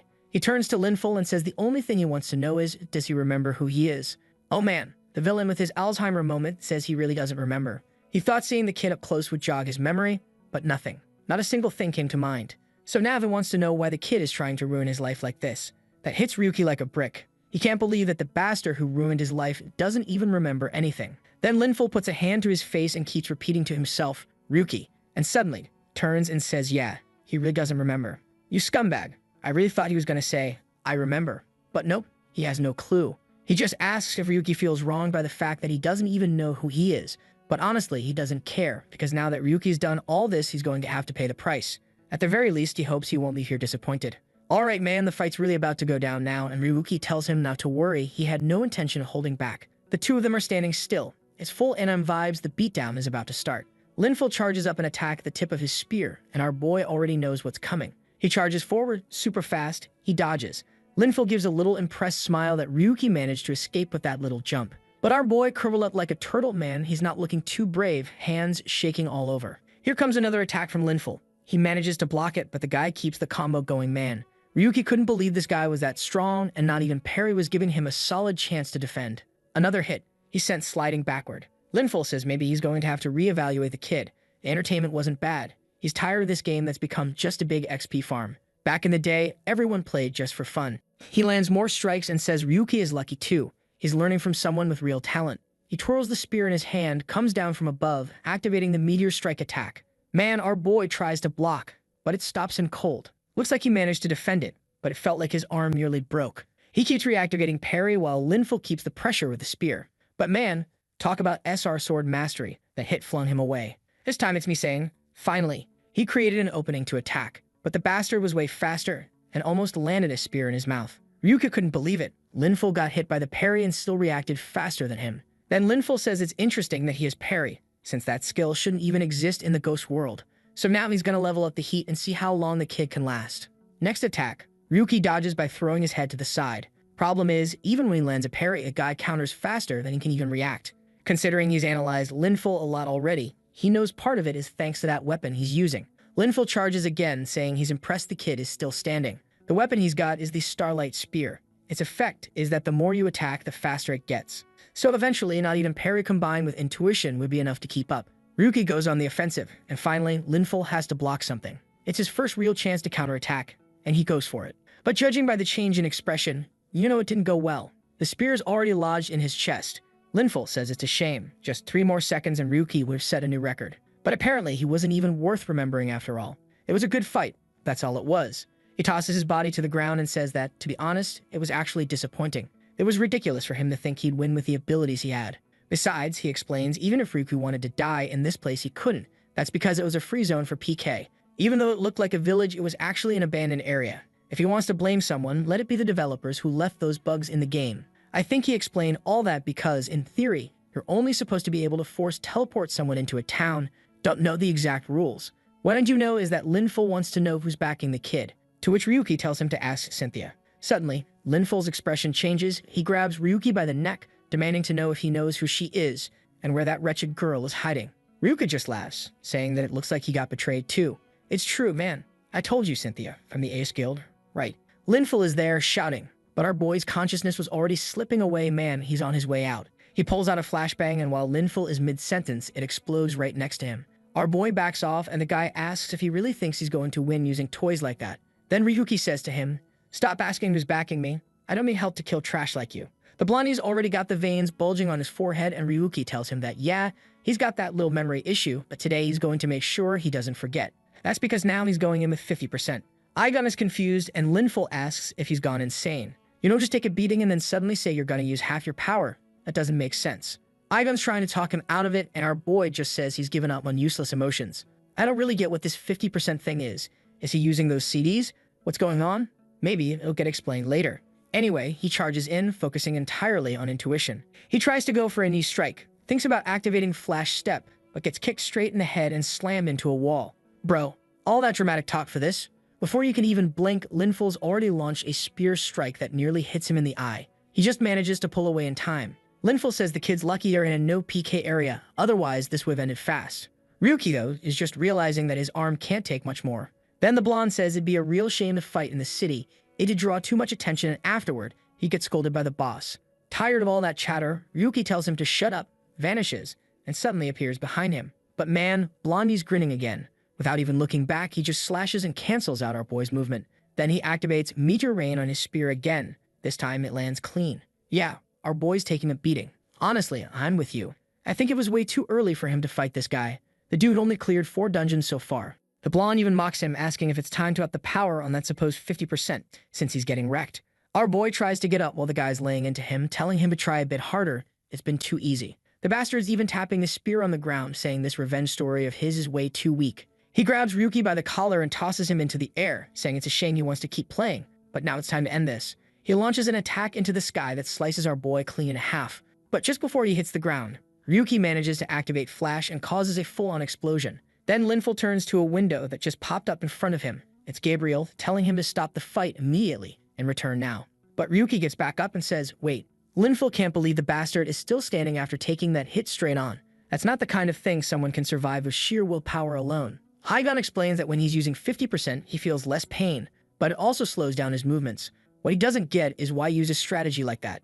Is he some kind of masochist who wants to suffer longer? But Ryuki just replies that he can't give up there, he needs to take advantage of this opportunity. As Linful walks toward him, Ryuki asks if he's afraid of Gabriel. The guy's expression changes and Ryuki says, looks like I hit the nerve, huh?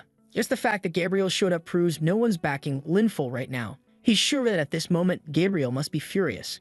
And in the middle of that conversation, our boy was already drawing a rusty dagger. And when Linful goes to say something, gets stabbed in the neck. The bastard lets out a scream, and Ryuki tells him, calm down, it was just a little cut, nothing serious.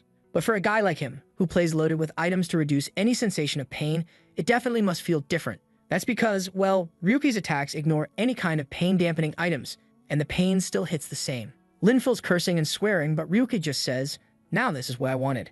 Let's see you raise all that hell again. Stop whining and come at me already. Here comes Blondie again. But this time, Ryuki seems to be able to redirect his spear. Now the guy's confused, looked like the kid was reading his movements. And the truth is, it's something like that. Back when Ryuki was still an analyst, he reviewed everything Linful ever did over and over again. He already knows every pattern, every habit, every combat style the guy has. And considering Linful's probably never experienced this kind of pain before, his focus must be completely shot, which gives Ryuki the upper hand. While dodging, Linful mutters to himself that he needs to end this fast. He charges up a combo attack on his spear, saying it's all or nothing now. He activates one skill to boost attack speed, one to power up skills, another to double the next attack's damage, and a final one to increase crit chance. This is a combo he only ever uses on the bosses of the tower, but now he has no choice. He's got to burn it on the kid.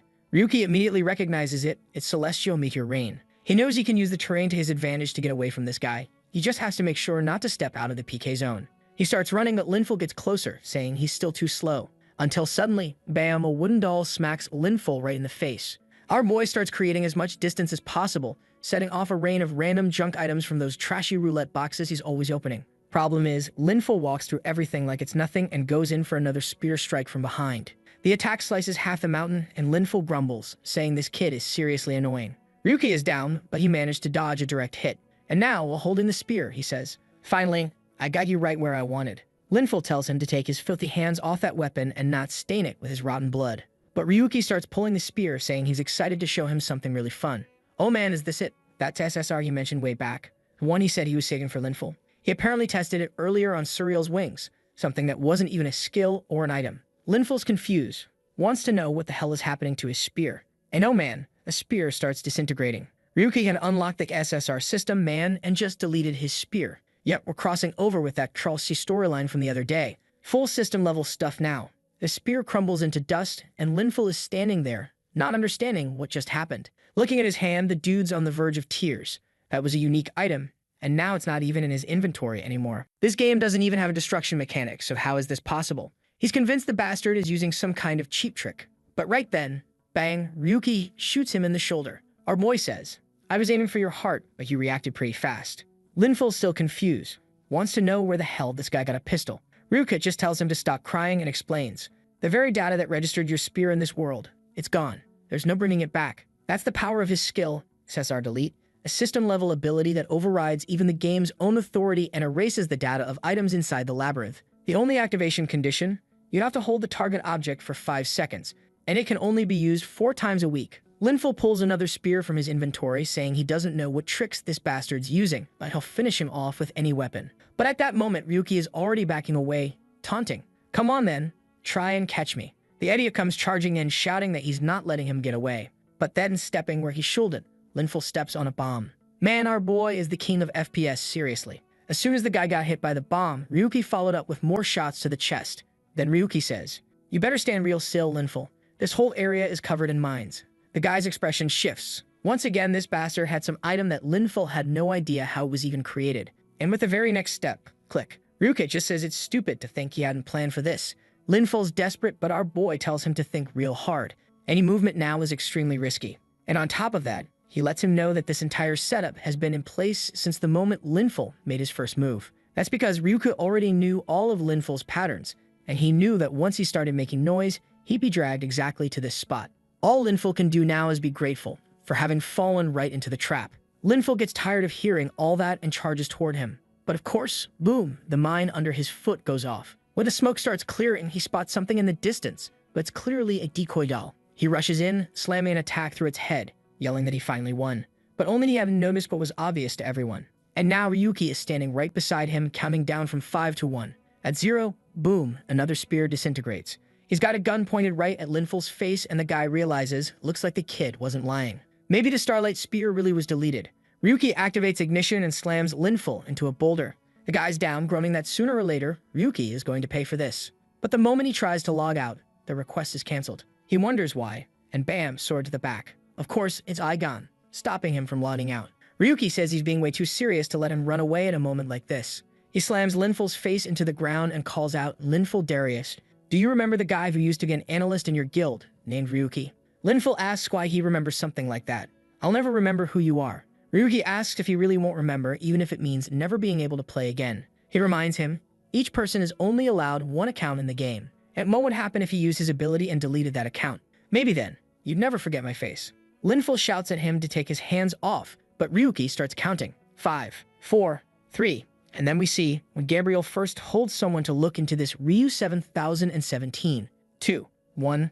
Linful's still pretending not to care, scratching his ear, saying he doesn't give a damn about that person.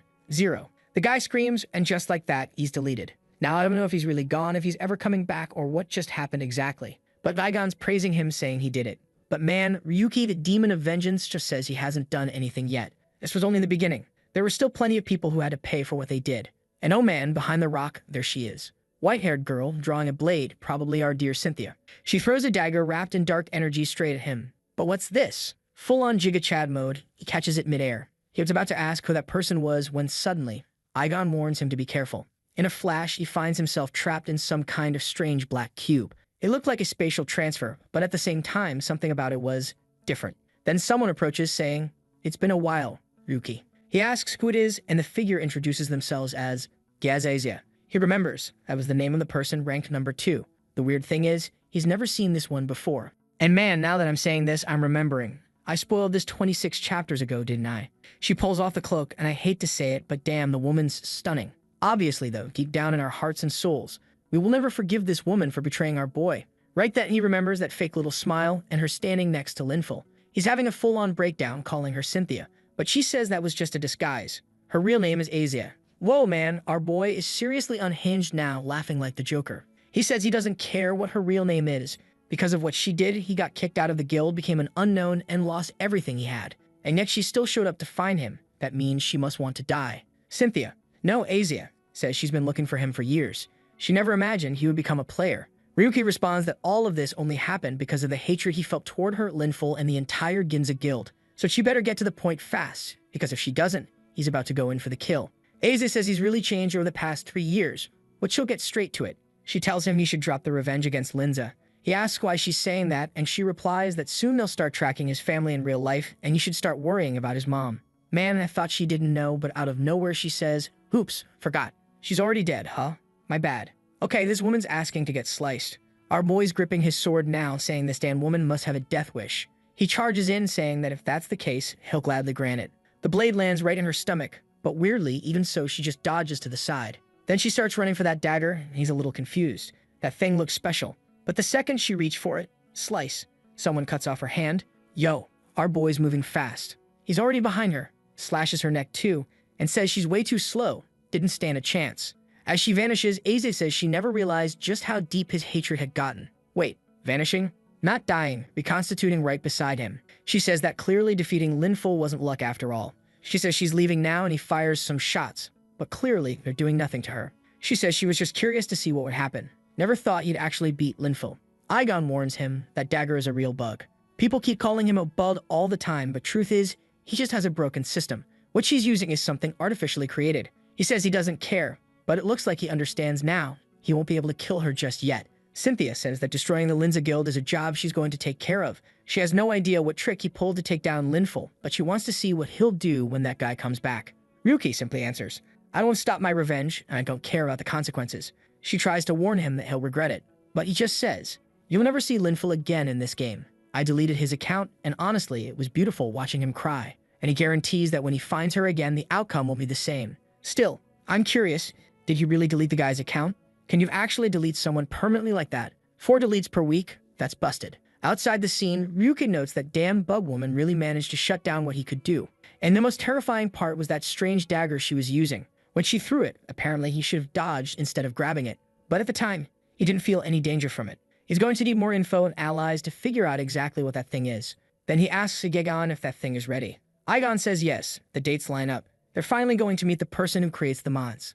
And it looks like this time, it's that creepy little bear, who, by the way, was watching this whole mess go down and was thinking of logging off. But yeah, Ryuki's totally hacking, man. He's watching through some virtual screen and tells the teddy bear straight up, "I'm not letting you log out." The bear apologizes, saying he was just watching the fight out of curiosity. But our boy just replies, "We're meeting tomorrow, 8 p.m. at Suzuki's shop." Ah, so that's what was going on. He was watching everything through the screen in Aigon. Now it all makes sense. The bear agrees, says he'll meet him there, but he wants to ask about a strange signal drop that happened earlier. Ryuki realizes that even this guy didn't really understand what Cynthia did. Since he doesn't feel like revealing anything, he just replies, "You've asked too many questions for someone in your position." Next scene, we're already arriving at Suzuki's shop. Our boy walks in complaining, "This is ridiculous. I take around time and the guy doesn't show." Suzuki asks what he's talking about. Hadn't he noticed? The mod creator's already here. Ryuki grabs him by the collar, telling him to stop joking around. But suddenly, someone says, "I'm here." When Ryuki turns his head, the teddy bear comes down the stairs and says he's the one who creates the mods. Man, I thought he'd be bigger, but our boy just picks him up in one hand. He's tiny. The poor bear's squeaking that he's being crushed while Ryuki yells at him to cut the nonsense. Out of nowhere, Suzuki throws himself onto the table, and our boy's like, "What the hell is going on now?" Then the bear says it's probably easier to show than explain. In that moment, he was moving his consciousness, The person talking to Ryuki is the mod creator named 5555, and at the same time, the person across the counter speaking to him is also him and also Suzuki. Looks like the little robot now has Suzuki's voice, right? The author of this story didn't really think through the whole voice switch thing for identifying characters in the manhwa, huh? Ryuki doesn't believe it, but Aigon confirms it really is the same person. Seems like it's a consciousness that manages multiple bodies, each with a different personality. Then Ryuki realizes the nutjob must be using some sort of mod to alter his own personality. The teddy bear puts his hands on his hips and says, "Finally, you figured it out." Then he congratulates him for killing Linful, says the ending was incredible. He wants to know how he made the guy disappear. What are the limits of the ability? How many times can you use it? Is there a cost? How does it work? Looks like the voice changed again. So our boy knows this is now 5555, the mod creator's core personality, not Suzuki's. Ryuki says he's not answering anything until he tells him who he really is. 55 says he'll get to that, but first warns, you need to be careful. Don't let anyone find out you have the delete ability. Ryuki just shrugs and says, too late. Aigon had already recorded, edited, and uploaded the whole thing. From now on, this fight with Linful would go all the way. 55 is freaking out. You're insane. You broadcasted that.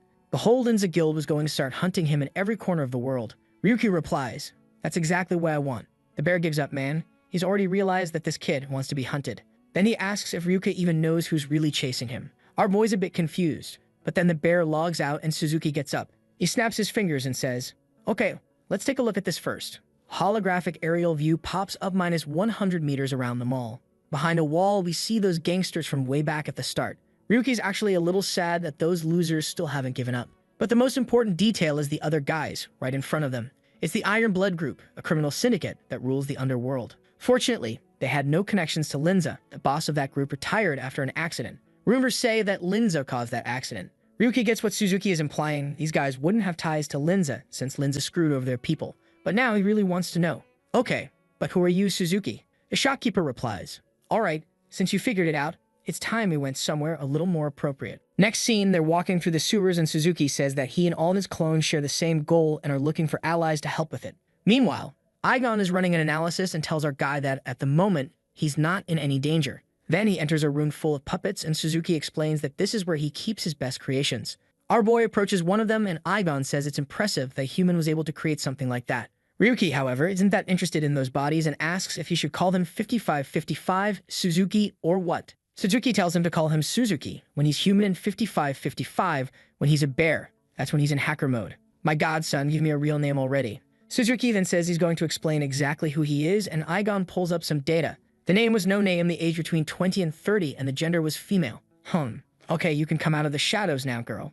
And the damn girl says that's all anyone knows about her. Obviously, Ryuki's confused since that's basically nothing. He asks if she really doesn't know anything about herself. Could it be that these personality shifts mess with her head? She answers yes, kinda like that, and asks if he's ever heard of Accident 707. It was a plane crash with no survivors. But the truth is, there was one person who made it out, burned to a crisp but still alive. That person was torn apart in a lab until there was nothing left, and then a crazy guy shoved her inside an android body. Damn boys, the dream of meeting a badass waifu is dead. She got barbecued. And it gets worse. He asks if she's the sole survivor, and she says actually they are. As a result of the experiment, she had countless memories implanted in her. She doesn't know if they're souls, minds, stories, or whatever, but she can control each one artificially. Ryuki's already realizing there's no way to make sense of this crazy girl, so he just asks what kind of deal she wants. Suddenly, she tosses him a notebook saying she wants in on the revenge too.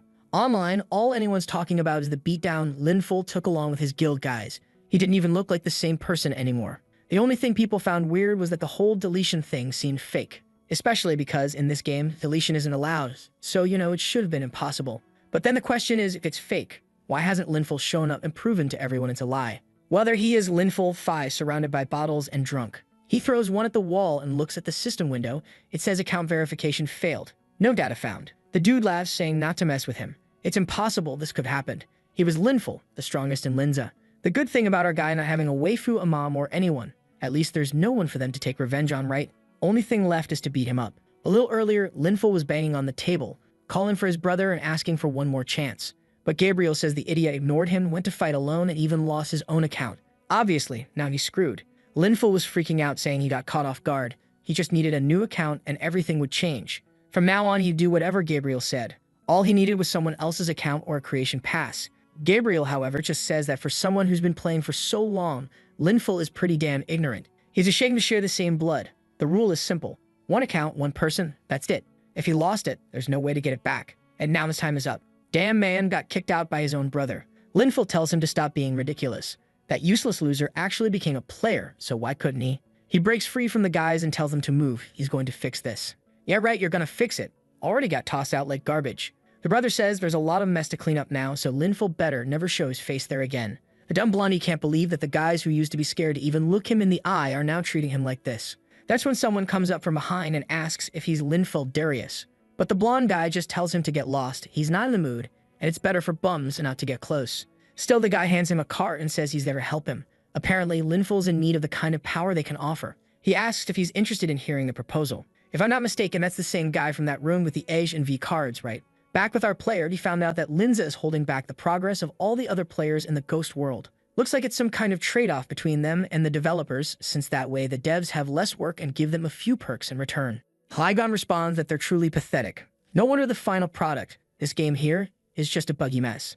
Then Suzuki says this is a secret pact between the Linza Guild and Rathian Soft, the developer. But it was ridiculous that they made a pact like this just to delay everyone's development.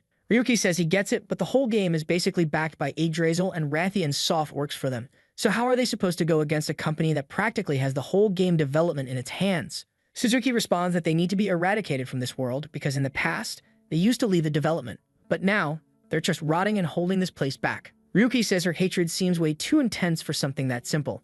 That's when she brings up the plane crash, the 707 accident, and explains that what exploded that day was an item taken from Yggdrasil. Obviously, he immediately concludes that she must think Rathian, the developer, was behind it, and she answers that she's sure of it. Ryuki knows that just killing the Linza Guild would already be hard enough, but taking down Rathian would basically mean destroying the ghost world. So he asks her if that's what she wants. She says they don't need a dumb game like this, even if it supplies half the society's resources. Everything Rathian's been releasing lately is nothing but garbage. And because of the lack of progress in the games, the resources are slowly drying up. Things are stable for now, but in 5 years, there's no guarantee they'll stay that way. They can't let a bunch of incompetent people monopolize the development of the gods game. Ryuki knows the main objective of this game was to conquer the Demon Tower. The problem is, Linza controls everything here. He was planning to take over that place too.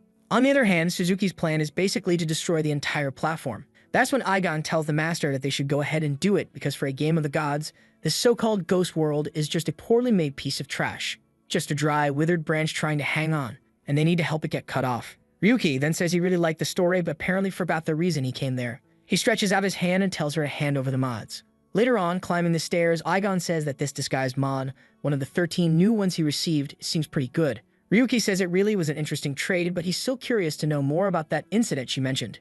Aigon confirms that the incident did happen and one person survived, but it couldn't be confirmed that it was Suzuki, especially since humans are creatures that should never be trusted. Ryuki agrees, and as he's coming out of the sewer, he says they should be near the Hotel of Pleasure, which is a safe place to exit. But as soon as he tries to leave the hole, there's that blonde guy looking kinda messed up. Ryuki goes up to him to see what happened, wondering if the guy was drunk. But that's when he sees there was a digital drug installed on the guy's neck thigh. That area is known as the Pleasure District, so it makes sense someone would have used something like that there. Suddenly, he hears someone approaching and takes off running. A guy with a white jacket tossed over his shoulder, full one-piece style, says that apparently this one's gonna be a real handful.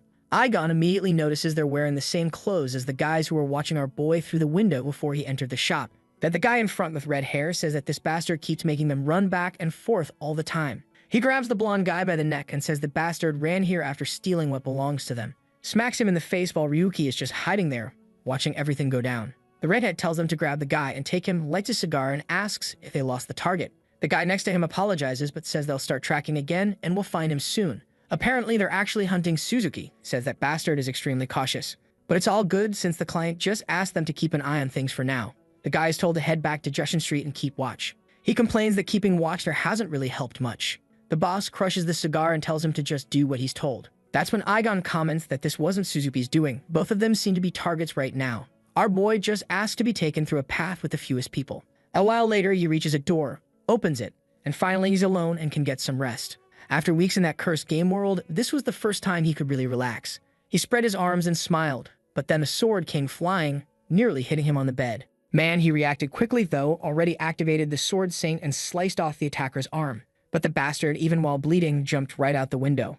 But now Ryuki's also losing it, turning into a psycho. He's all happy the guy used an item from Yggdrasil. He jumps after him and tells Aigon to show him which path they're going to follow. Thanks to the trail of blood, at least it's easy to track. Ryuki explains the guy was using invisibility and a presence-concealing item. Basically, game items converted into real life. Our boy just keeps going and soon sees the guy turning the corner. When he gets there, the person's back is facing him, and he tells them to reveal their identity. Who sent you? Black Snake or Steel Blood? But the guy just raises his sword, fills it with money, and goes for a slash at Ryuki. He manages to dodge, but the guy's slash was so precise it left a gash in the ground. That's when our boy says the weapon seems excellent, but the swordsmanship wasn't that great. The attacker moves, and in a second, Ryuki's already behind him, grabbing his hand. He pinches the guy's hand hard, making him drop the sword. Our boy comments that now he could finally get a good look at his face. Then he laughs and says it's amazing. The former ace of the guild is now an assassin. It was truly pathetic, the state Linful Darius had ended up in. The guy's desperate, yelling at him to shut up. Now I want to see what wickedness our boy's gonna do. Will he kill him or not? What's it gonna be, kid? Linful dashes forward to grab the sword, yelling for him to die, but gets hit with a brutal knee to the chin and gets tossed to the ground like garbage once again. Our boy goes to pick up the sword, wanting to know where he got this terrifying item straight from Yggdrasil. Apparently, he couldn't use its abilities unless it was inside the in-game inventory, but even so, it was still a chunk of metal sharp enough to cut. Linful's panicking again and runs off once more, terrified. But man, Ryuki just chases after him, saying that wasn't the best choice. Linful is trying to understand how that bastard got so strong and tells himself there must be some kind of solution. The kid might be strong and getting famous, but in the end, he was still just a nobody. That's when people nearby start looking around and seem to recognize Linful. They ask why there's blood on his hands. When they see the sword in his hand, everyone also realizes it's probably an item from Yggdrasil. And then some voices start recognizing the face of the famous Ryu 7017. They know he had already defeated that guy in the ghost world, so why were they fighting here in real life? That's when Linful says to our boy that the biggest crime he committed was that a nobody tried to kill a gold-ranked player like him. That was the worst possible crime, especially now with so many people watching. The testimony of a nobody holds no legal value, so what's he gonna do? Ryuka just drops the sword on the ground and tells him to go ahead and arrest him then. If what he's doing is legit, then Linful should just kill him right now. That way he'd be considered innocent. This was his golden chance. But of course, that's if he could actually do it. Linful, poor guy, he knows the kid is planning something, but the desire to kill that bastard is just too strong. Still, he's sure the guy is bluffing. And on top of that, there are tons of cameras around. He can't go through that kind of humiliation again. But greed speaks louder. This was the perfect chance for him to revive the name Linful. He grabs the sword and charges in, but Ryuki dodges, saying it's sad to see how ridiculous Linful looks with a sword. It doesn't even feel tense fighting like this. Linful keeps swinging and swinging, but Ryuki's just laughing. Fighting someone like that who used a spear his whole life, it's just funny. Linful asks how long he's going to keep dodging, but then takes an uppercut to the chin. Our boy tells him to stop thinking this is some kind of duel. He's only hitting him because he's trying to draw out that brother of his. Linful is devastated, humiliated again. He sends out a flurry of attacks, but Ryuki keeps gaining distance and dodging. Then suddenly, Ryuki stumbles over some rubble and Linful sees his chance. He jumps in with the sword, saying now he's going to pay the price for trying to humiliate him. But just as he's about to land a massive slash, Ryuki blocks it with a tiny dagger of Phi. Ryuki tells Linful to be careful. Not only is he wrecking the city, but he was about to kill innocent people. The blonde asks what he's talking about, and then it's revealed that a girl had nearly been hit by his attack. Meanwhile, other citizens are fleeing, yelling that Linful has gone crazy and is attacking everyone. People are running away from him in a panic. That's when the fool realizes Ryuki had blocked his line of sight. He didn't even know what he was doing. He turns to yell at the protagonist, but it's too late. The injured citizens are recording everything, saying they'll make sure the whole world knows about it. Now what can he do, right? The guy's just standing there surrounded by cameras, trying to make up some excuse. But Ryuki says it's going to be hard to explain why he used a sword on innocent people. Linful turns to strike again, but it was other civilians, Phi, not Ryuki. Now he doesn't even know what to say anymore. He tries to explain that it was all because of that damn nobody, but it's already over for him, son. Ryuki then congratulates him, saying the useless life he led has finally come to an end, and asks, "Do you remember my name now?" Finally, that bastard seems to remember something, that time when he put a hand on Ryuki's shoulder and told him to stop with those trashy guides. He left with Cynthia in his arms, who ended up betraying him too. Right, he got completely screwed. What a fool. He screams our protagonist's name, but the scene already cuts to all of this being reported on TV. Linful was arrested, and of course he had all sorts of excuses, saying everything was a setup by that bastard Ryuki 7017, but the authorities didn't buy it. Watching all this unfold is Gabriel. When the red-haired guy comes over to grab something, his expression instantly changes.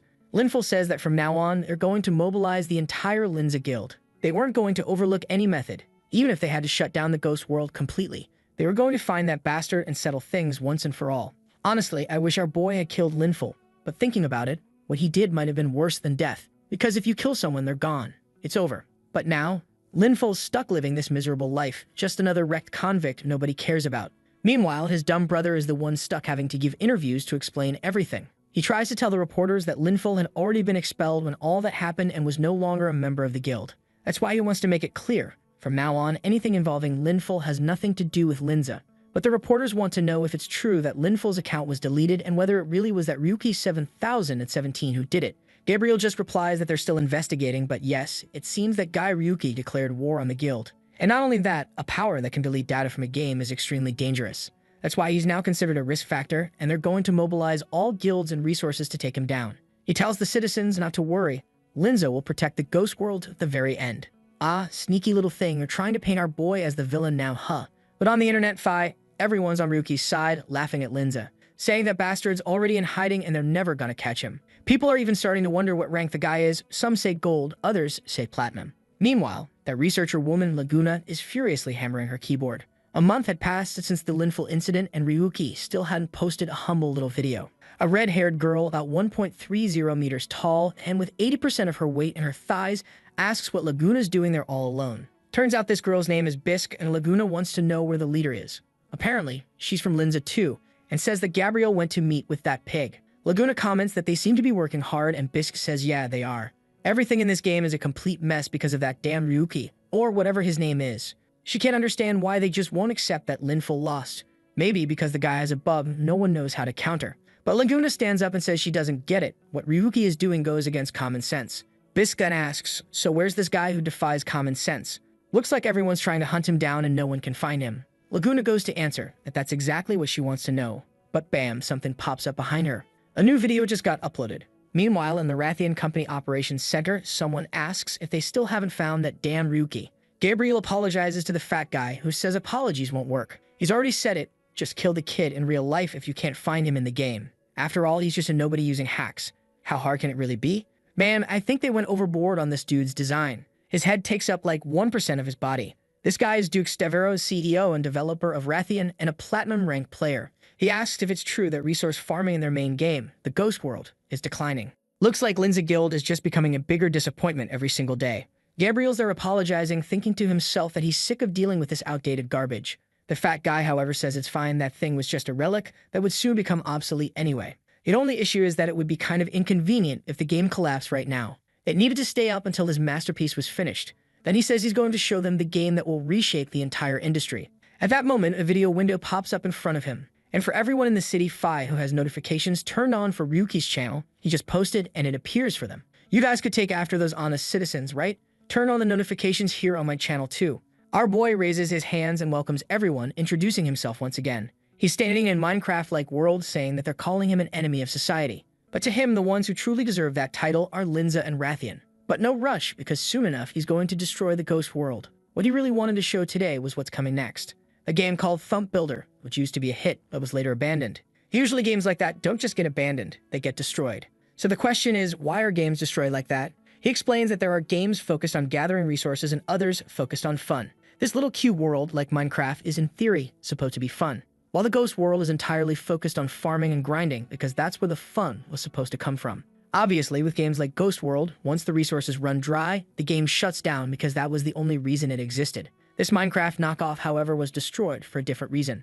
Right then, a massive heart appears above, and he says that's the god of cubes, the divine entity that basically keeps this world running, but also turns it into trash. Then he pulls out his sword and says he's going to show them how each world can be destroyed.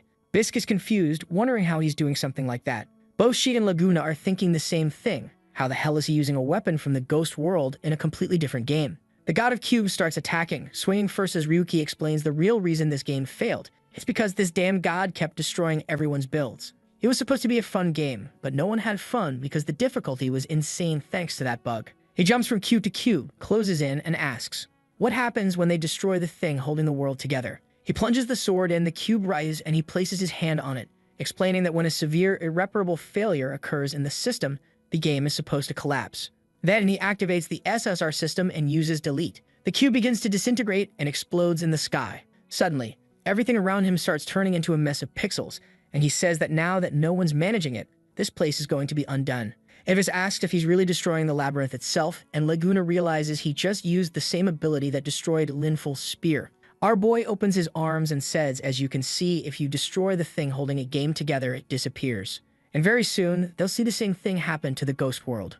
Gabriel, during an interview, had said that without the ghost world, the real world would collapse.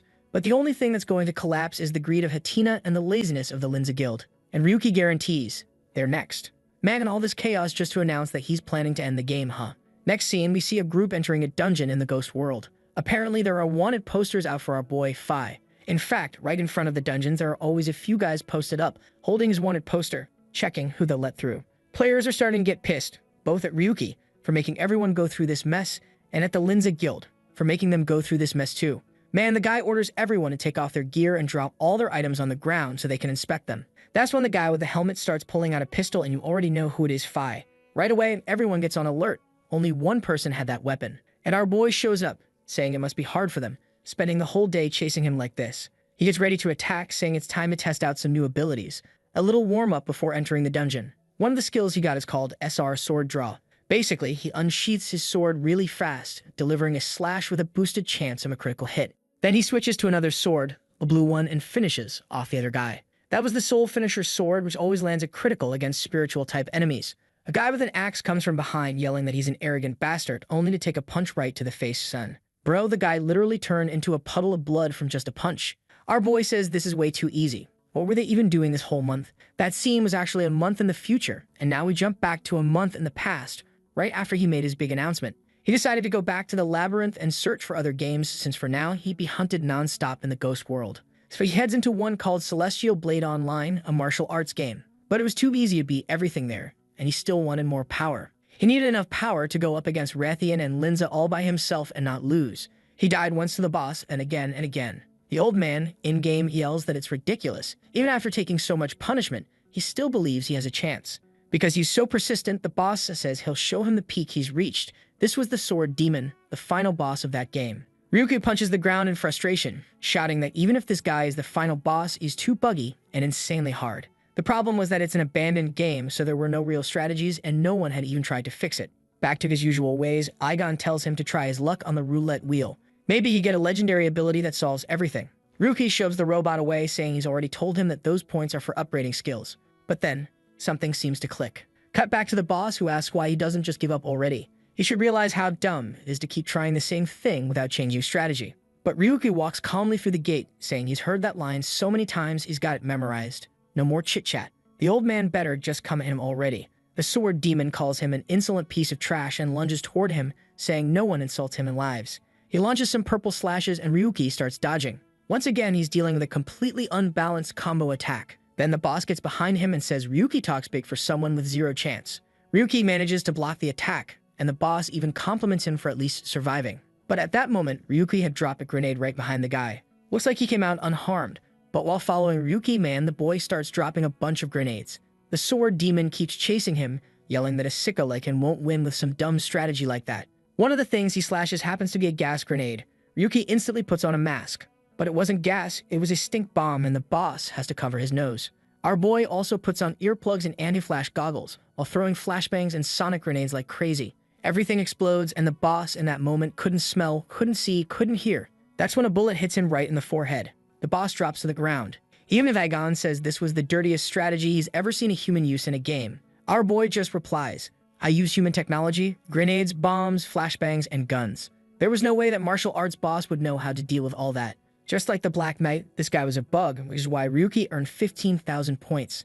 Back in the present, he's still impressed. That sword key thing is insanely powerful. The ability itself is pretty simple. It boosts physical strength. But since it came from a bug boss, clearly there's nothing simple about it. He waves goodbye to the crowd, telling them to say hi to Gabriel for him. The boss of this dungeon was known as Liganen, and it seemed like his specialty was being able to use aura as if it were part of his own body. What the hell, Fi?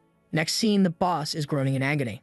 Our boy had summoned this Ramuth in its child form, a shadow creature, basically a pet that could absorb the shadows of other creatures. So yeah, since the boss focused on aura, he got absorbed. Or maybe it wasn't the boss. Maybe it was just the first creature in the dungeon. Or am I going crazy?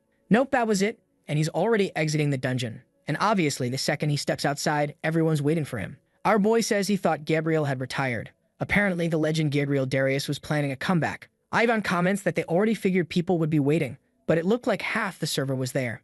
Our boy asks if Linza doesn't have anything better to do than to show up with that many people. But suddenly, Gabriel pulls out a book and says he's actually there to make him an offer. Our boy calls it ridiculous to talk about offers when you show up with a mob like this. It's clearly a threat. But then, Gabriel offers him a return to the Linza Guild. He wouldn't be seen as a nobody anymore, and he even received the gold rank, something almost impossible to get. On top of that, you'd be inherited to the guild master position. Damn, the guy really offered everything. Our boy replies that apparently they're trying every trick to keep him trapped, offering him the very thing he wants to destroy in order to stop him from destroying it. Right away, he fires a shot and says, "My answer is go screw yourself." But in a second, Gabriel's already behind him, saying he understands. He attacks and Ryuki blocks it. Gabriel says he was going to celebrate, but it looks like Ryuki doesn't want to accept a great offer. So to celebrate that decision, he's going to share something about the St. General Hospital, the place where Ryuki's mother died. Her death wasn't from natural causes. Ryuki shoves him away and says he's not fallen for something that stupid. Gabriel responds that Ryuki can check it himself if he wants, but his purpose here is already done. He's actually more interested in the skills and items that shouldn't even exist in this game. Then he says goodbye and tells Ryuki he'll be waiting at the top of the tower. The bastard starts flying, saying that of course, Ryuki will first need to deal with all the other players. Man, he really flies off, and there's a whole crowd out there. Looks like a day in football stadium. Gabriel announces that whoever kills Ryuki will get the same offer he just gave him. Obviously, the crowd gets hyped about it. Gabriel knows the kid is extraordinary, but there's no way one person can beat 1,000. But before he can even finish that thought, bodies are already flying in front of him. He looks back, and a laser is coming straight at him from Ryuki, who tells him to stay right there. Bro, his asterisk sword just keeps getting bigger. It's a damn cannon now. The poor guys who got hit are in shock, saying it can't be possible that hundreds died in the first strike. The blonde girl insists they still have enough numbers to bring him down. Another volley of arrows and spells is launched at our boy, but from the look on his face, you already know nothing's gonna happen. The explosion hits, and in the smoke, that's where he should be. But he's gone. The players are confused. It looked like he used a return stone, but those things take 10 seconds to activate. Gabriel lands back on the ground, confused that Ryuki still had another trick up his sleeve. It was fine that he got away this time, but next time, something like that wasn't going to happen again. Our boy reappears in another part of the forest. He had used a teleportation skill. He had 5 saved points, and the cooldown time was 1 hour. Man, our boy pulls up the skill list, and the thing is getting massive. The latest additions were Ancient Level 1 and SSR Limit Break. But he's pissed, saying that's way too little.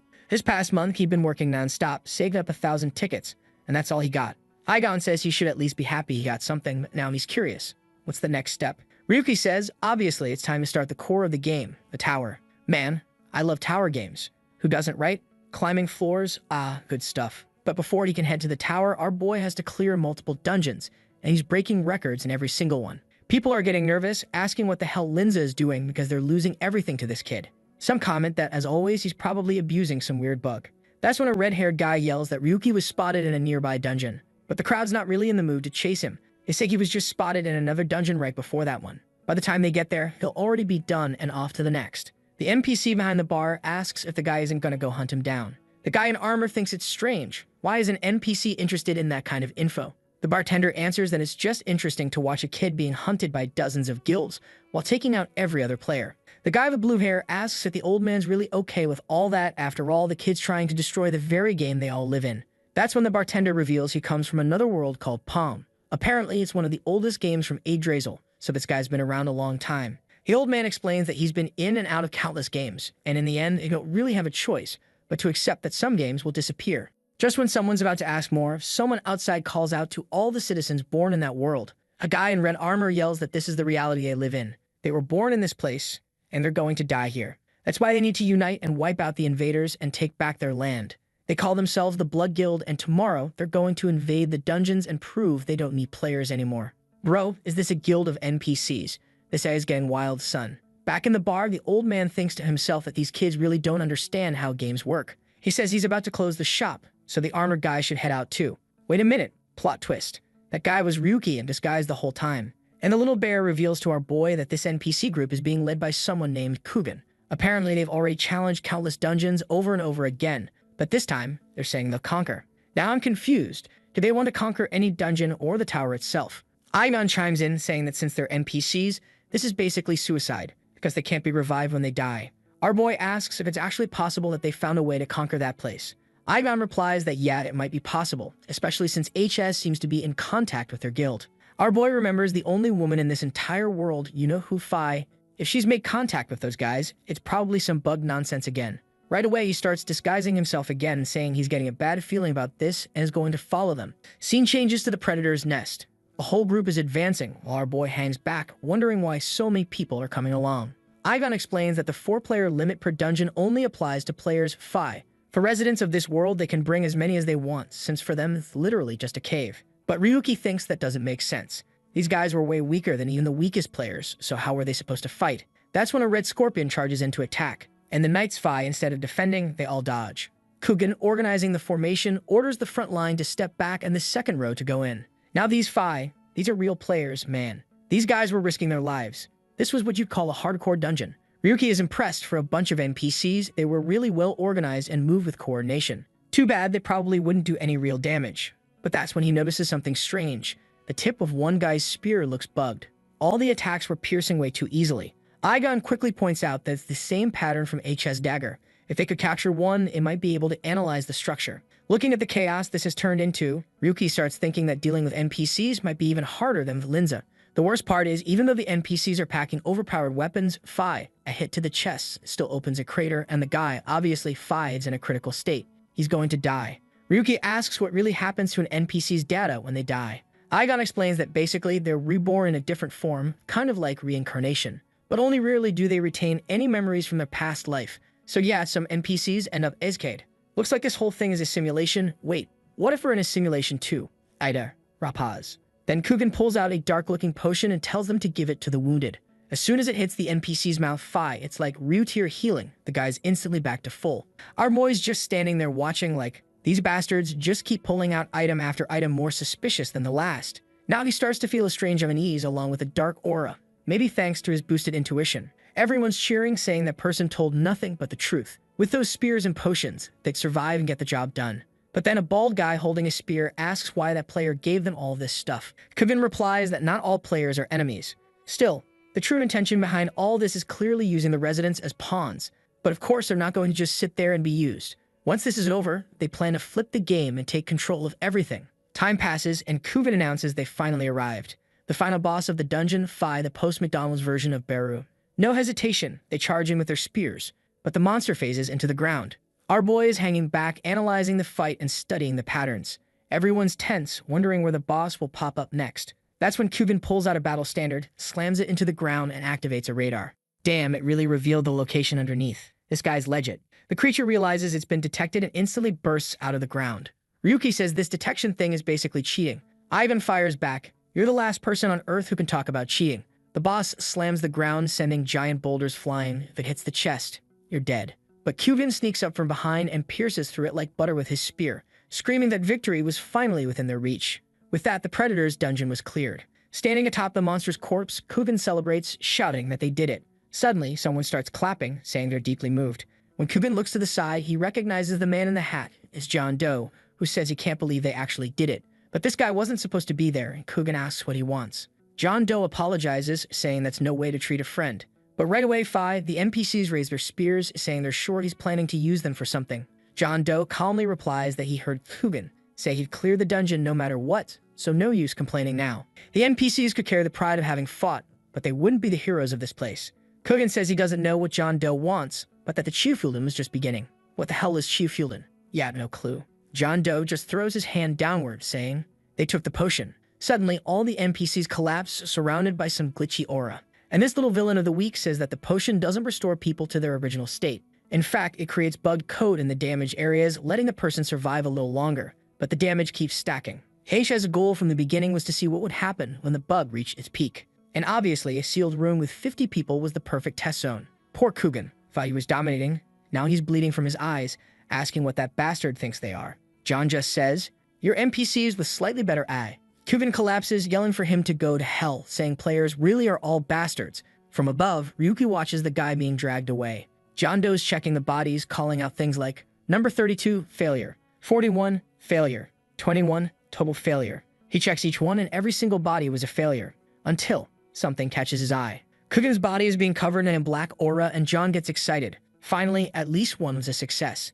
Man, the guy starts rising up, dripping black sludge, completely darkened, muttering something about awakening the residents. Suddenly, a cocoon surrounds him, and he turns into a bucket of black ink. While John Doe celebrates, hoping this first success doesn't collapse. Bam! Ryuki appears behind him, knife to the neck. When John starts to turn, our boy just says, "Don't turn your head." He better start talking. What's HS really up to? Blood starts dripping, but John Doe calmly says there's no reason for him to reveal that. Next panel, he's already spilling it. Guess he wasn't that hard to convince. He explains it all started with research into Yggdrasil's interference signals, and then it's almost complete. All they need now is the final test. Cut to another scene, 3 knights looking at a child asking if the NPC has glitched speech. But the kid replies, "I'm not an NPC. Someday he'd be just like the players, walking the world freely, fighting monsters, leveling up." The white-haired guy says he can tell the kid's serious. So why not make a bet? Back to the present, John Doe tries to attack Ryuki from behind, calling him an idiot for letting his guard down. Looks like he already figured out who our boy really is. But what he didn't expect was instinct level 2. Bro, Ryuki whips out a flashbang and throws it in the guy's face. "I told you, this bastard is the king of FPS, Phi. Let Yggdrasil drop Counter-Strike 3.0, he's ready." John Doe's stumbling around confused. Where the hell did that flashbang come from? But now he's already getting slashed in the neck and Ryuki demands again. "What was that black thing devouring the dungeon?" John Doe, instead of answering, asks, "Why are you so mad? Are you emotionally attached to those NPCs or something?" Man, in that panel with his invisible foot, the idea was probably to show a high-speed movement, but looks like the artist got confused with the effect this time. But hey, there's the result. Smash the poor guy face first into the ground. As always, the guy tries to log out, but it's not working. Meanwhile, Kuven's body is completely black, surrounded by glitchy red cubes.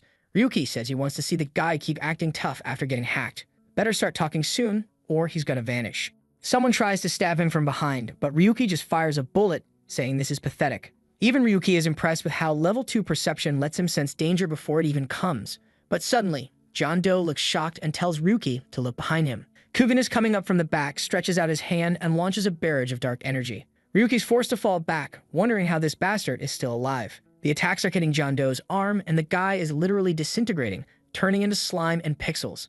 Just one touch, and it was corrupting his entire arm. John starts to log out, saying he's screwed because of that damn bug, but he'll make sure Ryuki pays for all this. Aigon explains that he didn't really log out. He used some kind of dungeon escape function, the same one that let him show up there in the first place. Before Ryuki can say anything, Kugen hits him with another attack. But man, Ryuki solves it quick, landing a clean shot right in the forehead. Doesn't look like the boss lasted too long, huh? Ryuki finds it interesting that Kugen is still alive even with a hole in his head.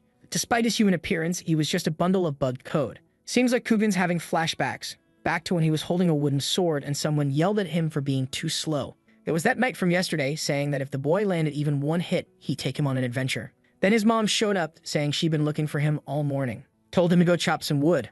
But he replied that he didn't want to do boring stuff like that anymore. The people outside were waiting for him. Then man, he slashes her neck. Her body drops like trash, and the guy crouches down saying, "Finally landed one." The NPC had been holding the item for the next dungeon. Kugen, horrified, asks why he did that to his mother. But the guy just looks confused. He thought the kid was gone. He explains they were just in town, waiting for the NPC who carried the crystal to show up. Kugen, desperate, still doesn't understand why she had to die. Back in the dungeon, Ryuki has secured the black spear and the antidote, everything needed for analysis. Looking at Kugen's decaying body, he asks if he's got any last words. He says he'll listen to his wish before he dies. Kugen says he will never forgive the players. And in that moment, he curses them all. His body begins to explode, releasing dark energy throughout the cave. Ryuki fires again, but Phi this time the whole place blows up for real. When the dust settles, there's nothing left of the guy. And Ryuki reflects, maybe they were alike. Maybe, if he were still alive, they could have gotten along. He just hopes that in the next life, if the guy's born into a better game, or a better labyrinth. Sometime later, he's asking 55 how the data analysis he sent is going. 55 replies that it's interesting data, and he's going to investigate this John Doe. Ryuki says that the time-consuming part has finally arrived. It's time to climb the Demon King's tower and finish this world's content. In front of the tower, there she is, Bisque. Or is it Bisque now? Damn translators. Hate when they keep changing the name every time. She's standing there angry because instead of climbing the tower, she's stuck guarding it. Alright boys, this one here. That's Nor, finally making her entrance after 27 chapters. A proper badass stepping onto the stage. Sure, we had Cynthia, but let's be real. We just want our boy to kill that damn snake already. Her name is Nor, and she says there's a 90% chance Ryuki will show up at the tower sometime next week. Bisque just replies that the guild master's been acting really weird lately, is definitely planning something bad. On top of that, all the support they're getting is trash, and the guild members are starting to lose their patience. Nor tells her to stay calm. The world's a mess right now. Apparently the NPCs made a dungeon, but it bugged out and everyone died. Now the players think NPCs are a threat, and obviously that's just escalating the conflict. Because of the bugs, all the info got wiped, but of course, people are already saying it's Ryuki's doing. She heard all that from Laguna, who kinda sees Ryuki as some new god or something. Nora even admits that having Ryuki on the team would make clearing these raids way easier. But Bisque says she'd rather stay away from someone who can delete characters. Suddenly, her expression changes when someone asks what that kid is doing there. Oh my god. The dude with 2 swords on his back is named, get this, Explosive Blade. What am I even supposed to do with that? Let's just rename him right now with that gear and the way he clearly dropped billions of cash. We're calling him Pay to Win. Pay to Win wants to know why Miss Dungeon Addict is outside the tower for the first time. He taps her on the head while she tells him to beat it, says she can't even stand looking at his ugly mug. But P2 replies that they could make a bet. Whoever kills Ryuki first gets to take Linful's spot. The two of them start bickering while Noor tells them to chill out, especially since Ryuki-related info should be kept quiet. And in the middle of this argument, a notification window pops up right in some player's face. The 3 Linza clowns are confused too, wondering if someone just passed 447. But Bisque corrects them, it's not about 447. It's a notification that the record for the first floor was broken. Bro, he beat the first floor in 18 hours. I'm telling you, you could start a whole family in these dungeons Phi. How long is it gonna take for him to do 46 floors? Or even 100? You start a family on floor 50 and by the time he finishes floor 100, your kid's already 20 years old. The crew's going nuts because the previous record was 72 hours. They're all asking, who could have done this? Like, come on, y'all acting surprised like amateurs. Obviously, it's Ryuki. Now they're wondering when the hell he even entered the tower. P2W is stunned, and Nora says that with the power he's built up, it makes sense he breezed through the first floor. P2W turns to Bisque and asks if she could beat that record. She says yes, if she restarted from floor 1 maybe. But why would anyone go back and reset their entire tower progress? Meanwhile, Nora's thinking she really underestimated Ryuki. She should have gone after him with everything she had. Wait, did you even go after him at all? Am I losing it? Do I have Alzheimer's, boys? She stares at the tower and says now she understands why Gabriel is so cautious. He's not really cautious though, is he? He should be out there hunting our boy down, not just sitting around on floor 100. Back with Igon, and he's roasting Ryuki for taking 13 minutes longer than he should have. But Ryuki fires back saying, not bad for someone who had to fight for 18 hours straight, huh? And of course, Ryuki immediately goes off on that Dan robot, shooting him out for setting goals that made no sense in the first place. Also, that extra time was because they discovered new areas during the run. But it was fine. With that, the preliminary battle was complete. Not a bad result for a first attempt. But after 18 hours, man, it was time to return to reality. Suddenly, he's back in his room thinking it's been ages since he's actually returned to the real world. At least this time, he wasn't sensing anyone's presence. Ryuki wonders if maybe Akatsuki was the one who prepared the rune for him. Looks like they changed the name of 55/Suzuki to Akatsuki, and it makes sense, since he's the only one who could set this up. Sure enough, that's it. Akatsuki calls him up, congratulating our boy for clearing the first floor and saying it was a real pain to get a room that couldn't be tracked. He also asks for a personal visit. Ryuki's confused, wanting to know why he suddenly wants to meet face to face. But damn, Akatsuki sounds panicked, warning him to be careful because more and more people are hunting him in the entertainment district. Even though he's pissed, Ryuki decides to go. Igon says it's madness. This sudden call, the weird voice, everything smells like a trap. Ryuki admits he doesn't fully trust that person either, but he doesn't think they'd betray him like that. But just then, boom, something explodes right behind him. He turns. Igon says the signal from that recently uploaded video came from that very spot. The store building is in flames and Ryuki's hiding nearby. Igon says he's not sensing 55 anywhere nearby. So Ryuki says there's a fast way to find him. Next panel, he's already beating up poor Luga again. This guy's been catching hands since chapter 1. Ryuki tells him he knows damn well he's the one who's been watching him and the shop owner since that day. He remembers what he saw in the footage. He says he let Luga off easy because he didn't think the guy would go this far. But that was a mistake. Now he knows Luga's the kind of guy who needs to be killed. Luga's panicking, apologizing, saying he had no choice. It was because of Steel Blood. That's a name Ryuki's heard before, right? Yep, the same guy he saw that day in Pleasure Alley. Luga explains that burning places down and murdering people is routine for those guys. Ryuki doesn't stand a chance. But Ryuki grabs a wooden stick and says he's not looking for apologies right now. What he wants is the location of their base right now. Just then, a group of armed men show up, telling their captain the mission was easy. They blew the place up. Of course, they come face to face with Ryuki. They seem to realize he's a nobody. And I'm over here like, what, does he just have a nobody face or something? Luke is yelling, saying they're taking too long. He turns to Ryuki, smug, saying he's screwed now. The level of gear they brought this time is on a whole other level. But man, poor guys. Ryuki just warns them he already said it once before. The sequence of skills he's about to activate. Now surrounded by an aura, he tells them, pretty soon you're all gonna be begging for mercy. They open fire, but the first splash of blood and Luga's already regretting every life decision. He starts thinking life would have been better if he'd never met Ryuki. He shouldn't have robbed that guy that night. Next panel, Ryuki's sitting down, exhausted. Aigon tells him he checked the cameras. It really was Steel Blood who took Suzuki. These guys are a few levels above Black Snake. In the real world, they got real power and a massive intel network. And that's why Aigon says it's probably best to give up on Suzuki. Ryuki, however, responds that he was the target all along, so of course he has to go.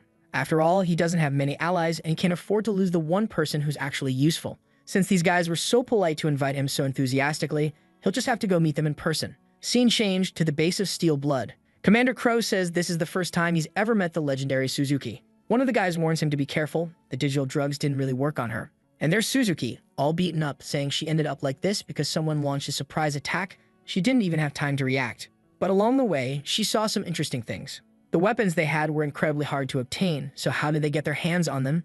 Crow just tells her she's not in any position to ask questions, so he's cutting to the chase. He points a gun at her head and asks, "Where's Ryu?" Suzuki wants to know why they're hunting that boy and if they're involved with Linza too. Crow snaps, tells her to shut up, and warns that if she says anything else, those implants in her head will be detonated. But Suzuki calmly asks why he, who gave up being a player because of Gabriel, isn't opposing Linza instead. Crow fires a shot, bang, blows a crater in the wall, and tells her next time there won't be a warning. But Suzuki stands up calmly, saying that was a very interesting threat. Crow sits back down, demanding she finally tell him where Ryu 7017 is. She says she had provided him a hiding place, but obviously he already left, and she has no way of contacting him. Nalva wants to know what kind of tech he's using because she must know something. But she explains that even though she takes pride in her knowledge, she has no idea. That kid is an incomprehensible exception, not made by humans. Crow gets up again, points the gun at her once more, saying she needs to stop talking crap. There's no way she'd keep hiding information about Ryuki. But suddenly, her expression changes. She says she was never trying to forget. She was just buying time. A floating red window appears, and she explains. This is the virus known as Trucadia, something discovered in one of the sci-fi-style labyrinths. It's a kind of seed that can be injected into the human brain, but it causes irreversible effects. At the time, she was shocked to discover that all tech-based drugs were derived from Yggdrasil. There was massive backlash, and because of it, everything was completely banned. Of course, it would be chaos if people ever discovered what else that tree produces.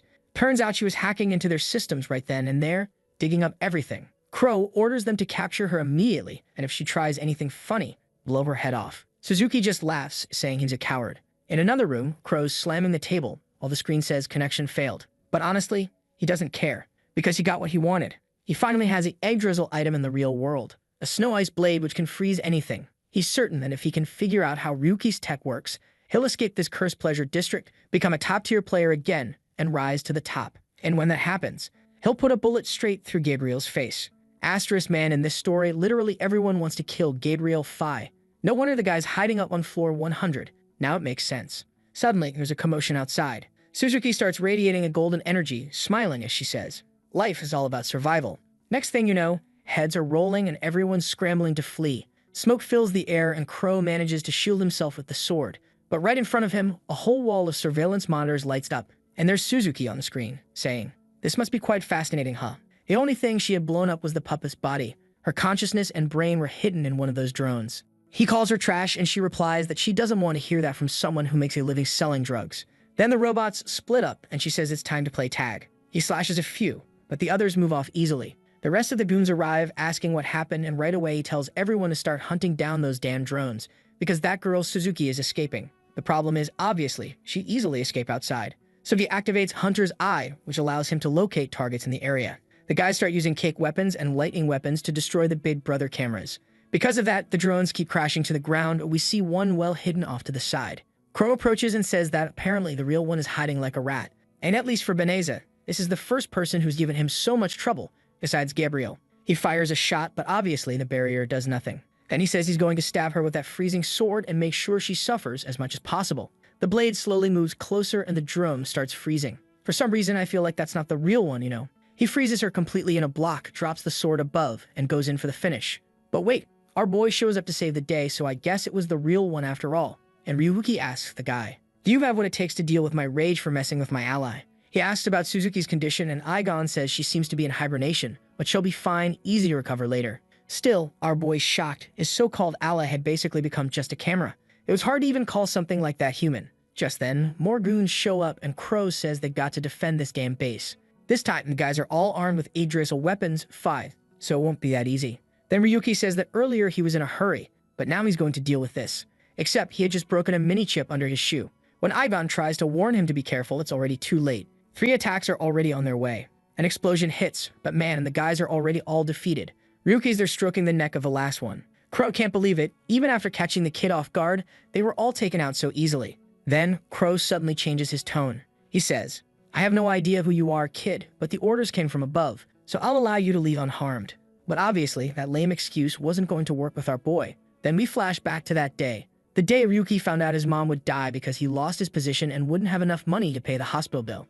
Man, her body would be kept at the hospital for 3 weeks, and he'd have to pay the fee to recover it. She was already dead. Otherwise, after that, her body would be chopped up and sold at the city auction. The guy warned him, researchers, collectors, and perverts would buy it. What kind of messed up world is this? Even I'm mad now, Fi. Our boy's digging in Minecraft, trying to calm down and forget what they told him. Right after that, he ran to the Minecraft mines to farm Fi. He needed money to get his mom out of there. First, he'd deal with the funeral, and only after that, accept reality. That's when someone showed up behind him and told him to wake up to reality, that even in 3 years, he'd never earn enough. So why not volunteer for a very interesting experiment? He pulls out a chip, saying it has all the security data of the city, and with it, he'd be able to infiltrate the hospital and do whatever he wanted. Sure, it was still in its early stages, but it was a great opportunity. Staring at the chip, Ryuki thinks it's madness. That hospital is extremely secure. Hacking a place like that wouldn't be easy at all. But with no better option, he decides to check the files.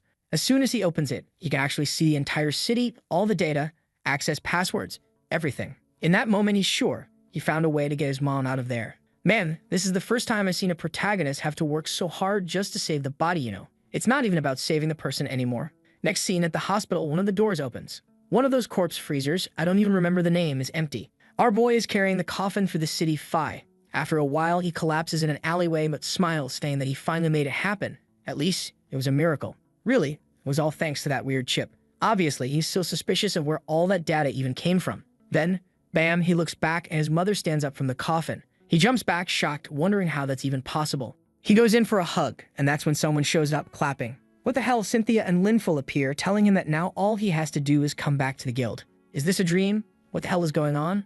I'm confused. Cynthia apologizes, saying now they can go back to the guild together. Yeah, something's definitely off here. His mom starts fading away, and he has no idea what's happening. He looks to the side, she's gone, and suddenly he's somewhere else.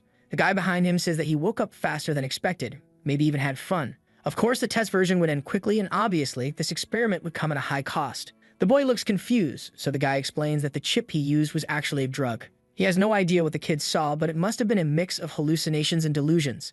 Man, what a bastard, he gave our hardworking Minecraft boy some tech drug just to get him addicted.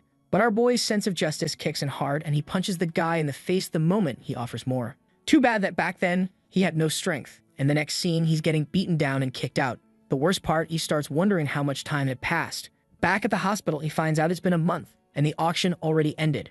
Oh my god, now I want to destroy this whole damn world, blow up Yggdrasil, kill Linful, burn Crow, everything. Back in the fight, Crow can't understand how he's getting pressure even while using an Yggdrasil sword. He leaps toward our boy, saying he'll end this nobody. But Fi, our boy already has a blade at his neck, saying, "You might not know it, but I've got reasons for what I'm about to do." Crow backs off, coughing and stunned, while Ryuki says it's shameful that a leader is this weak. But the clown replies that now he's going to show the true power of the Snow Ice Sword. The floor begins to freeze along with all the other subordinates, turning them into popsicles.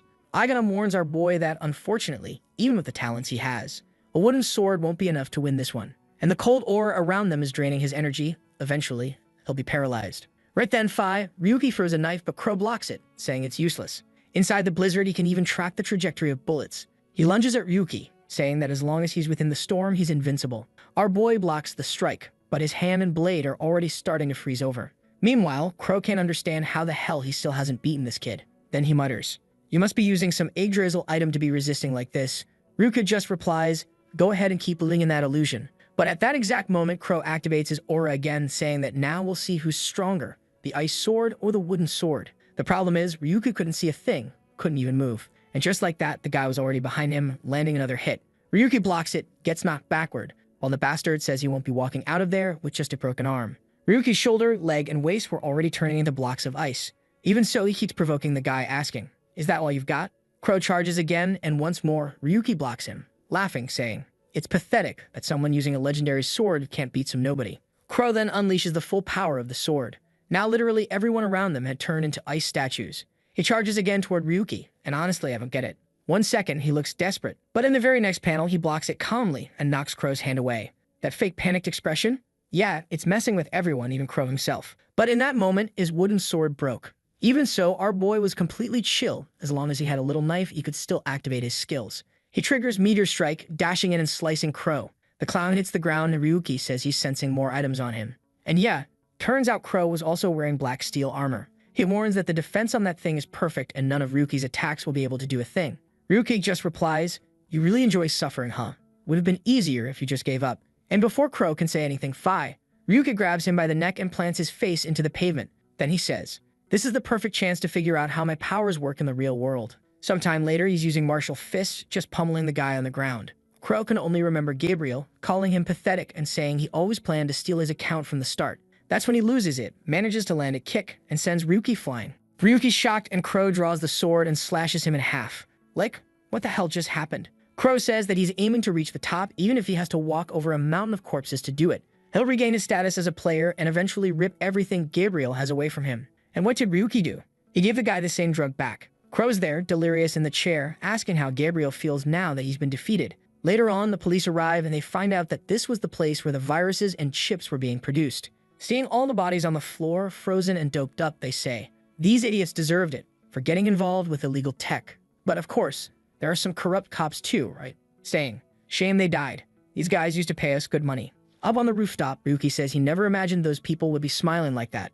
Ivan comments that now, with those guys out of the game, Ryuki will definitely be hunted even more. Ryuki said it's all good. His only real concern was getting a like on that. And do you remember how the last chapter ended right after Ryuki had beaten everyone inside the warehouse, leaving them all frozen, and the police arrived to collect the bodies? Yigan warned that now, with everyone dead, he would be watched even more closely. The protagonist responds that he knows, but there's something he's very worried about. He then remembers the man lying on the ground saying, "What do you think of S-E-N? I told you, I'm the guy who's going to make it happen. Choosing me was the best decision." The protagonist has no idea what this S-E-N is, but it seems to be related to the Yggdrasil items they brought there. Now he wonders if Linful and Darius also managed to get items from this S-E-N. In the next chapter, he finishes researching what it is, but Yigan says there's no information about S-E-N. The fool has to hide in the basement because Akatsuki is the one who destroyed the place he had to hide. The problem is he doesn't have any information about it and should also be focusing on the demon tower. Then a woman who looks like a child appears, saying hi to our protagonist, who asks if she's Akatsuki, and of course, she is. Yugen says, "Wow, it's creepy how human-like she is. Such precision is beyond my understanding." The protagonist, however, tells him to leave the cybernetic interests aside. He wants to know what happened to Akatsuki's voice and way of speaking. Did something break in her personality? She says she only did it to get closer to him. The weirdo, or the weird one, you can never tell, asking if that's his preference. Better for the protagonist not to seek a relationship then, or soon the fool will be in jail. I'll call her she because I'll get confused if I keep saying he for a girl. She then throws herself on the couch and says he's a pervert. The protagonist, however, responds that he has no sexual desire for her, especially since her appearance is artificial. But what's this? She's arguing back, claiming that this body is original. She created it through blood, sweat, and tears. He's confused, asking how it can be original. She explains that it's a simulation of the body she would have had if she hadn't died, if she had grown up normally. This body, in fact, is what she really calls 0 to 0. However, it's more like an unattainable illusion, a dream she'll never have. The protagonist is sipping his tea, not caring about her sad story. However, she warns that this body here is on a completely different level from the other prototypes, and he's the first person to see it, so he should consider it an honor. Ryuki questions, "So, am I always going to see you in the 0 to 0 body now?" She replies that's not the case. That's because if she stays in the 0 to 0 body, she feels empty. He doesn't care, serves some tea. "Here, have some tea. Don't annoy me, woman." He explains that he learned to make tea from his mother and even knows the exact temperature to extract the perfect flavor. When she says she likes it, he's surprised, asking if the cyborg really has the ability to taste. She tries it, telling him not to annoy her, and then comments that after the situation where they discovered the entertainment district and the police were well connected, things are only getting worse, and now they won't be able to hide the illegal items they possess. And she wants to know if Ryuki knows why these items are considered illegal. The protagonist imagines, "I don't know, they go against social order," or "I have no idea." However, she says the reason is simple. It's because Dia decided they were illegal. She explains that this person is actually an invincible authority. It's the kind of being he wants to become. The protagonist gets excited. If he could become something like that, it would really be worth ranking up. He says it's a surprise that he's not really afraid of something like that. But the problem continues to be S, S-E-N, and she heard that this organization appeared in the entertainment district and made a certain proposal. For this proposal, there was a great reward, and that reward was Yggdrasil items. Ryuki thinks that this wasn't enough information. What was the purpose of these people, and why did they have so many Yggdrasil items? Then he stands up, saying, not just gays, but this bunch of individuals, now this S-E-N. I'm getting a headache. The way is to go forward and solve it little by little. She responds, well, I know we don't have much to do until we deal with these people, and that's why I have a certain idea. The scene then shifts to the Minotaur, falling to the ground, there in the Demon Tower, 10th floor. The blonde guy says, wow, the monsters here are really strong. And the friend next to him says something is wrong, they're very strong, but at least they're appearing one at a time. The leader named Agos responds, it's okay, we're just going to kill the boss and move on to the 11th floor. While they go ahead, there's an idiot coming, carrying the backpack. Look, he reminds me of Nag, remember that work we did? Where he also carried the backpack. Sometime later, they sit together and are commenting on Ryuki, who everyone is talking about. The blonde guy asks who this is, and the friend says, it's Ryuki 7017, the one who's trying to take down WAP. The blonde guy says, that's just marketing. Those videos are fabricated, as if there's someone that strong. The friend sitting, however, warns that if they could take down someone at that level and with that fame, they would become very famous. The knight replied, well, if he was on 9 before, he must be reaching 10 now. What if we meet him before taking down the boss? It would be perfect. The backpacker, however, says, guys, why are we going to fight him? What if he's really strong? That's not part of the plan. But obviously, the men are eager to get beaten. And Ego says, you trash. Do you think I'm going to lose to that unknown guy? The friend tries to argue that even Linfell lost, but gets a kick in the stomach. The man starts to humiliate, kicking him, saying that Linfell was nothing more than a scarecrow from Linza. He was trash with no experience in this world. While the damn backpacker is in his group, it's good to start respecting everything he says. Then he lets the boy go and says he's annoying. They were supposed to go to the boss and resolve this business before this trash, who only serves to carry items, tests his patience even more. With that, the door starts to open and the team finds themselves in front of the entrance. The man is carrying the backpack and everyone comments that it was very quiet. One of them comments that the boss was supposed to be a giant minotaur with different colors. The backpacker is about to say something strange, but Agos, once again, tells the idiot to shut up. However, in the middle of the humiliation, suddenly a bunch of errors start appearing on the screen. Wow, it seems they recognize it as a death game error and everyone is running for the door. When the two in front look back, there's a minotaur screaming, poor backpacker. The obvious is going to happen. The monster steps, he managed to dodge, but the friends went out the door and obviously got a kick in the chest and he was thrown far away. Agos thanks for the time he's going to give everyone while the poor guy cries. This here is the perfect beginning for a new manhwa. The backpacker, abandoned by the team, returns as rank SS. The idiots are saying, that was close. While the girl on the left wants to know why this had to happen right now of all times, not to mention how they're going to get out. They have to kill the boss. Agos, however, says that actually, this was all perfect. He's sure the next person to open this door will be Ryuki. And there's the protagonist killing another one and telling Yigon that soon they'll reach the boss. And a panel later, we're in front of the door. While Yugon says the idiot is saving too much, he didn't use a ticket. Ryuki told the idiot to stop being addicted to gambling. Enough with using tickets. He's going to save as much as possible. The next chapter comes from the story of the backpacker. In theory, this was supposed to be that friendly image, like they were nice before, but the trio has a psychopathic expression on the first day. Even though they're saying, don't worry, friend, we don't need anyone for combat. Join our group. Let's conquer the tower together. But in the end, he got kicked and was thrown in front of the Minotaur. While the men outside were saying that finally, he was going to be useful for once. The poor guy is running, telling himself that he always knew he was trash for the group, but he never imagined he would be abandoned like this. The error code was 666, known as the death game. This was a kind of bug zone where you can't leave the game and the connection is extremely unstable. If you die, it's game over. He needed to at least get out of this zone, but my god, he got hit by an axe that exploded on the wall. I don't know how he wasn't cut in half, but it's over and he's about to die. It's like Sung Jinwoo waiting for death to come while saying he doesn't want to die there. He wants to get up and escape. Wow, but he hesitated, wondering if he escapes, what would change? He was a weakling destined to have nothing in this life, but in the middle of the crying, an attack hits the monster's chest. Ryuki arrived with his sword, saying you can't take down one this size just with shooting. Not to mention the accuracy is bad, it's time to get closer. Yigon then says, calm down. There's error 666 here. This is the same error that happened when the wrath of Yggdrasil appeared and the entire labyrinth became unstable. The protagonist thinks this is the reason countless people have already died. And Yigon says at the moment it's the perfect chance for him to roll and get some new items, get stronger. The protagonist already said, you idiot, you don't care if I'm going to die. You just want me to spin this. However, the protagonist sees the boy and says, "What are you talking about? Your team died and you were abandoned, or were you waiting there to ambush me? What's this?" accusing the boy. He tells him to answer quickly, because he must know that this is an error zone. He put the gun to his face and the idiot replied that he was with his group now, but they abandoned him. "That's because I'm weak and useless." The protagonist remembers, "Wow, I was a filthy weakling too." Suddenly, it's going to turn into friendship. "Friend, if you survive, what do you want to do?" He sees that the boy wants revenge just like he wanted before. "Ready, let's create a new slave." He's already smiling and he says, "Well, stay in a corner and I'll finish this here. After all, if you die, your whole life will have been for nothing." He approaches the Minotaur, saying that, besides, this creature here is his prey. Meanwhile, outside, people are looking at the map and seeing that the backpacker is still alive. Really, the idiot had talent, considering he had no skills. Agos responds that no, he must be hiding while Ryuki is fighting the boss. Anyway, they're already in there, knowing that soon the error will disappear. It will be at that moment that they will launch a surprise attack. And in the end, they will finish everyone and laugh in the end. Inside, the Minotaur raises the axe and the system warns that this was a creature from the ghost world. The Minotaur, with a bloodline of giants. The attack hits the ground and sends a crater in the direction of the protagonist, who is impressed. The idiot not only endured a lot, but also managed to easily finish him off. And with that, the axe is almost hitting the head. He manages to take a quick step, steps back, and dodges. While the kid in the background is in shock, he was going alone against the Minotaur face to face. The protagonist thinks that so far the pace is good. If he keeps things like this, he will eventually win. However, a lightning bolt appears on the Minotaur's horn, showing that he was moving to the second pattern. After the count of 3 seconds, he lets out a roar with lightning striking the entire room. In fact, it was a count up to 10. The protagonist is dodging. The problem is that almost everything is passing close and he got hit on the shoulder. The problem is that this thunder attack was completely random. If it weren't for the high intuition he has, he would have received several. He needed, however, to just hold on a little longer. The problem is that the Minotaur was sending a sequence in his direction, and now the ground behind him was destroyed. He sees that there's nowhere to escape and 40 seconds of thunder have already passed. My god. Finally, 40 seconds and it's stopped. 40 seconds of random area attack is insane. In RPG, that would be very good. The backpacker is scared that he managed to dodge it alone. While the Minotaur, however, comes once again approaching. The protagonist says that everything so far he already expected. The question, however, is if he really can block the third pattern. The instincts were telling him to leave, that he wouldn't have any chance. However, for him, this was the moment to put everything on the line. Yugon responds that he understands his reason, but really, the situation was complicated and dangerous since the error code was activated. The protagonist, however, is completely ignoring it. "Wow, you should have played in the auction, get new items." But too late, because the Minotaur comes for the final attack and the protagonist says that now there's no escape. He strikes, the protagonist starts being thrown away, stones everywhere. In the next chapter, we see a little before. When the protagonist was facing, the axe hit squarely, explosion. The backpacker there scared, thinking he was crazy. Even though it was a low floor, this was a boss and it was much stronger than any player. Not to mention he was alone, even the top rank of the ghost wouldn't have chances. And this red cut wasn't something you should block. The strategy is usually to dodge and people revive whoever dies. He, however, was wanting to withstand the attack. The protagonist is on the defense, but falls to his knees while starting to activate an ability. Then he says, "So far I've gotten several items and abilities from the boxes, but this one was the worst of all." Yugon asks, "Calm down, are you talking about the SSR item?" And the protagonist says yes, it was an ability that allows you to evolve the item until it reaches the Yggdrasil stage or the next level within a time limit. It was this limit break ability, which from what I understand, during 5 minutes, his Sword Saint ability went from SR to SR++. But how is this ability bad? Very good. He's shouting, while the energy of the two is expanding, the monster holding the axe that, apparently, was thrown to the ground. The backpacker is confused while Yugon says it was extremely risky for him to try to fight like that. It was better for him to start looking for the next master soon, because Ryuki wouldn't last long. The protagonist, however, responds that if he wants to reach the next levels, this kind of risk is inevitable. And now that the entire axe is destroyed, the Minotaur is scared, retreating. But Ryuki prepares for the attack, saying that now it's his turn to hunt. A cut on the face, the entire Minotaur is drawn and he activates the level 1 instant pass enchantment ability. I thought the monster would have died, but no, it's still whole. Gave another punch. Ryuki is really weak. Now even I'm doubting. Gave 0 damage. However, the damn guy is confident, saying the cow was too slow and, with that, sends a bunch of blue cuts in the direction. Finally, the cut hits the heel. Do Minotaurs have heels? What would be the name of that on the hoof? What I know is that the idiot went chin to the ground and the protagonist sees the perfect chance to activate the second enchantment. After hundreds of experiments, he finally found the strongest combination, adding the effect of the meteor explosion on the holy sword and using a concentrated attack. But the monster came for another attack while he was throwing himself in the direction of the palm. He shoots at the same time he sends a cut and passes a blaze, tearing off the head, crossing, falls to the ground. I'll look back and finally the 10th floor had been completed. The system comes with a reign of experience. 5,000 experience, point box, Minotaur's magic stone, axe, horn, plus 10 tickets, and another guaranteed SR ticket,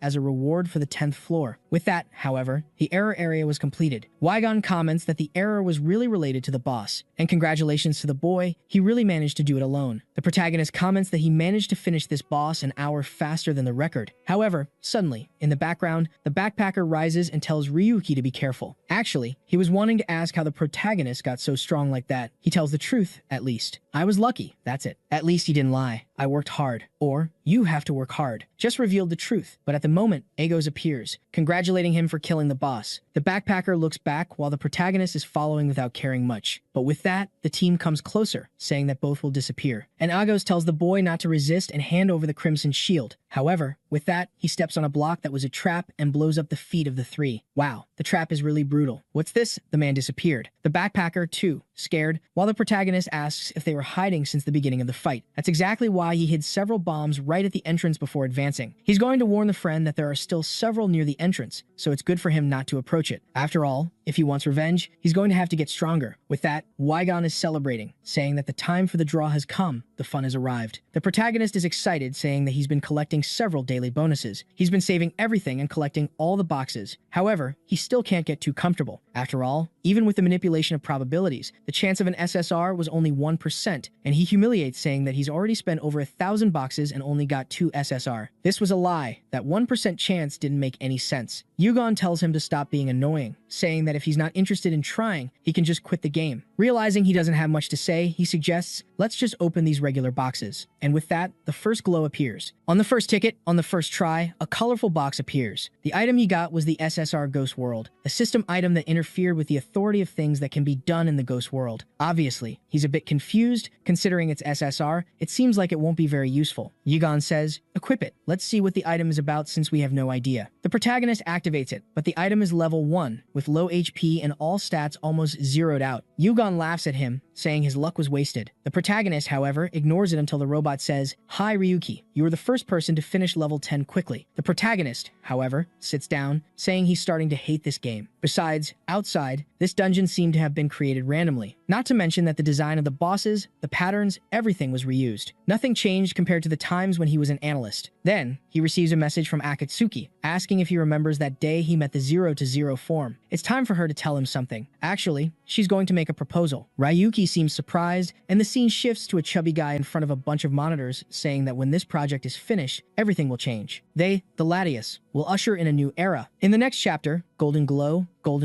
the protagonist spent hundreds of tickets. In fact, he spent 20, including the guaranteed SSRs and the regular ones. But in the end, he only got 1 SSR. He's surprised, saying that considering a standardized probability, he should have gotten at least 5. How does he only have 1? To which Yugon responds that if it were standardized luck, they wouldn't be called random boxes. It really makes sense. The protagonist, however, is like, I only got 1 SSR level at the start, and that item was useless. The protagonist asks him to explain what this ghost system is. Yugon explains, well, currently the system applied to you is the Ultra R Wygon. It's what allows you to surpass basic stats. In contrast, the WOP system applies levels and status values. It starts at level 1, and you can't gain points through random boxes. However, on the other hand, it can keep leveling up and greatly increase your abilities. Yugon is shocked, like, it came at level 1. Are you telling me I have to start this from scratch? The robot, however, ignores it and tells him not to worry about it. There's something more important to say, something new that was unlocked because of these last random boxes. He tells the protagonist to check the achievements, and he sees there that he has already opened 1,500 boxes and, with that, received the ceiling function. Look at Genshin Impact coming. The protagonist asks, what is the ceiling? And the robot explains, now, every time you do 300 pulls, you're guaranteed to get the rarest rank. In other words, at least every 300 times, you'll get something really good, which means it's the perfect time to pull another SSR. The protagonist asks why the idiot didn't say he would eventually get something like this. Yugon tells him to stop being annoying and open one already, since he'll finally have a guaranteed one. With that, the click is made, and another ultra-colorful box comes down from the sky. The item hits the ground while the protagonist is begging for it to be something decent this time. The name is good, Demon's Blessing. It gives you the blessing of the demon living at the top of the tower. It amplifies all abilities, increases skill damage, reduces cooldowns of SR skills, and any below that. The protagonist is emotional while Yugon is wide-eyed. At the moment, he's impressed. This Demon's Blessing thing seemed overpowered since it was the World of Ghosts system, the OP.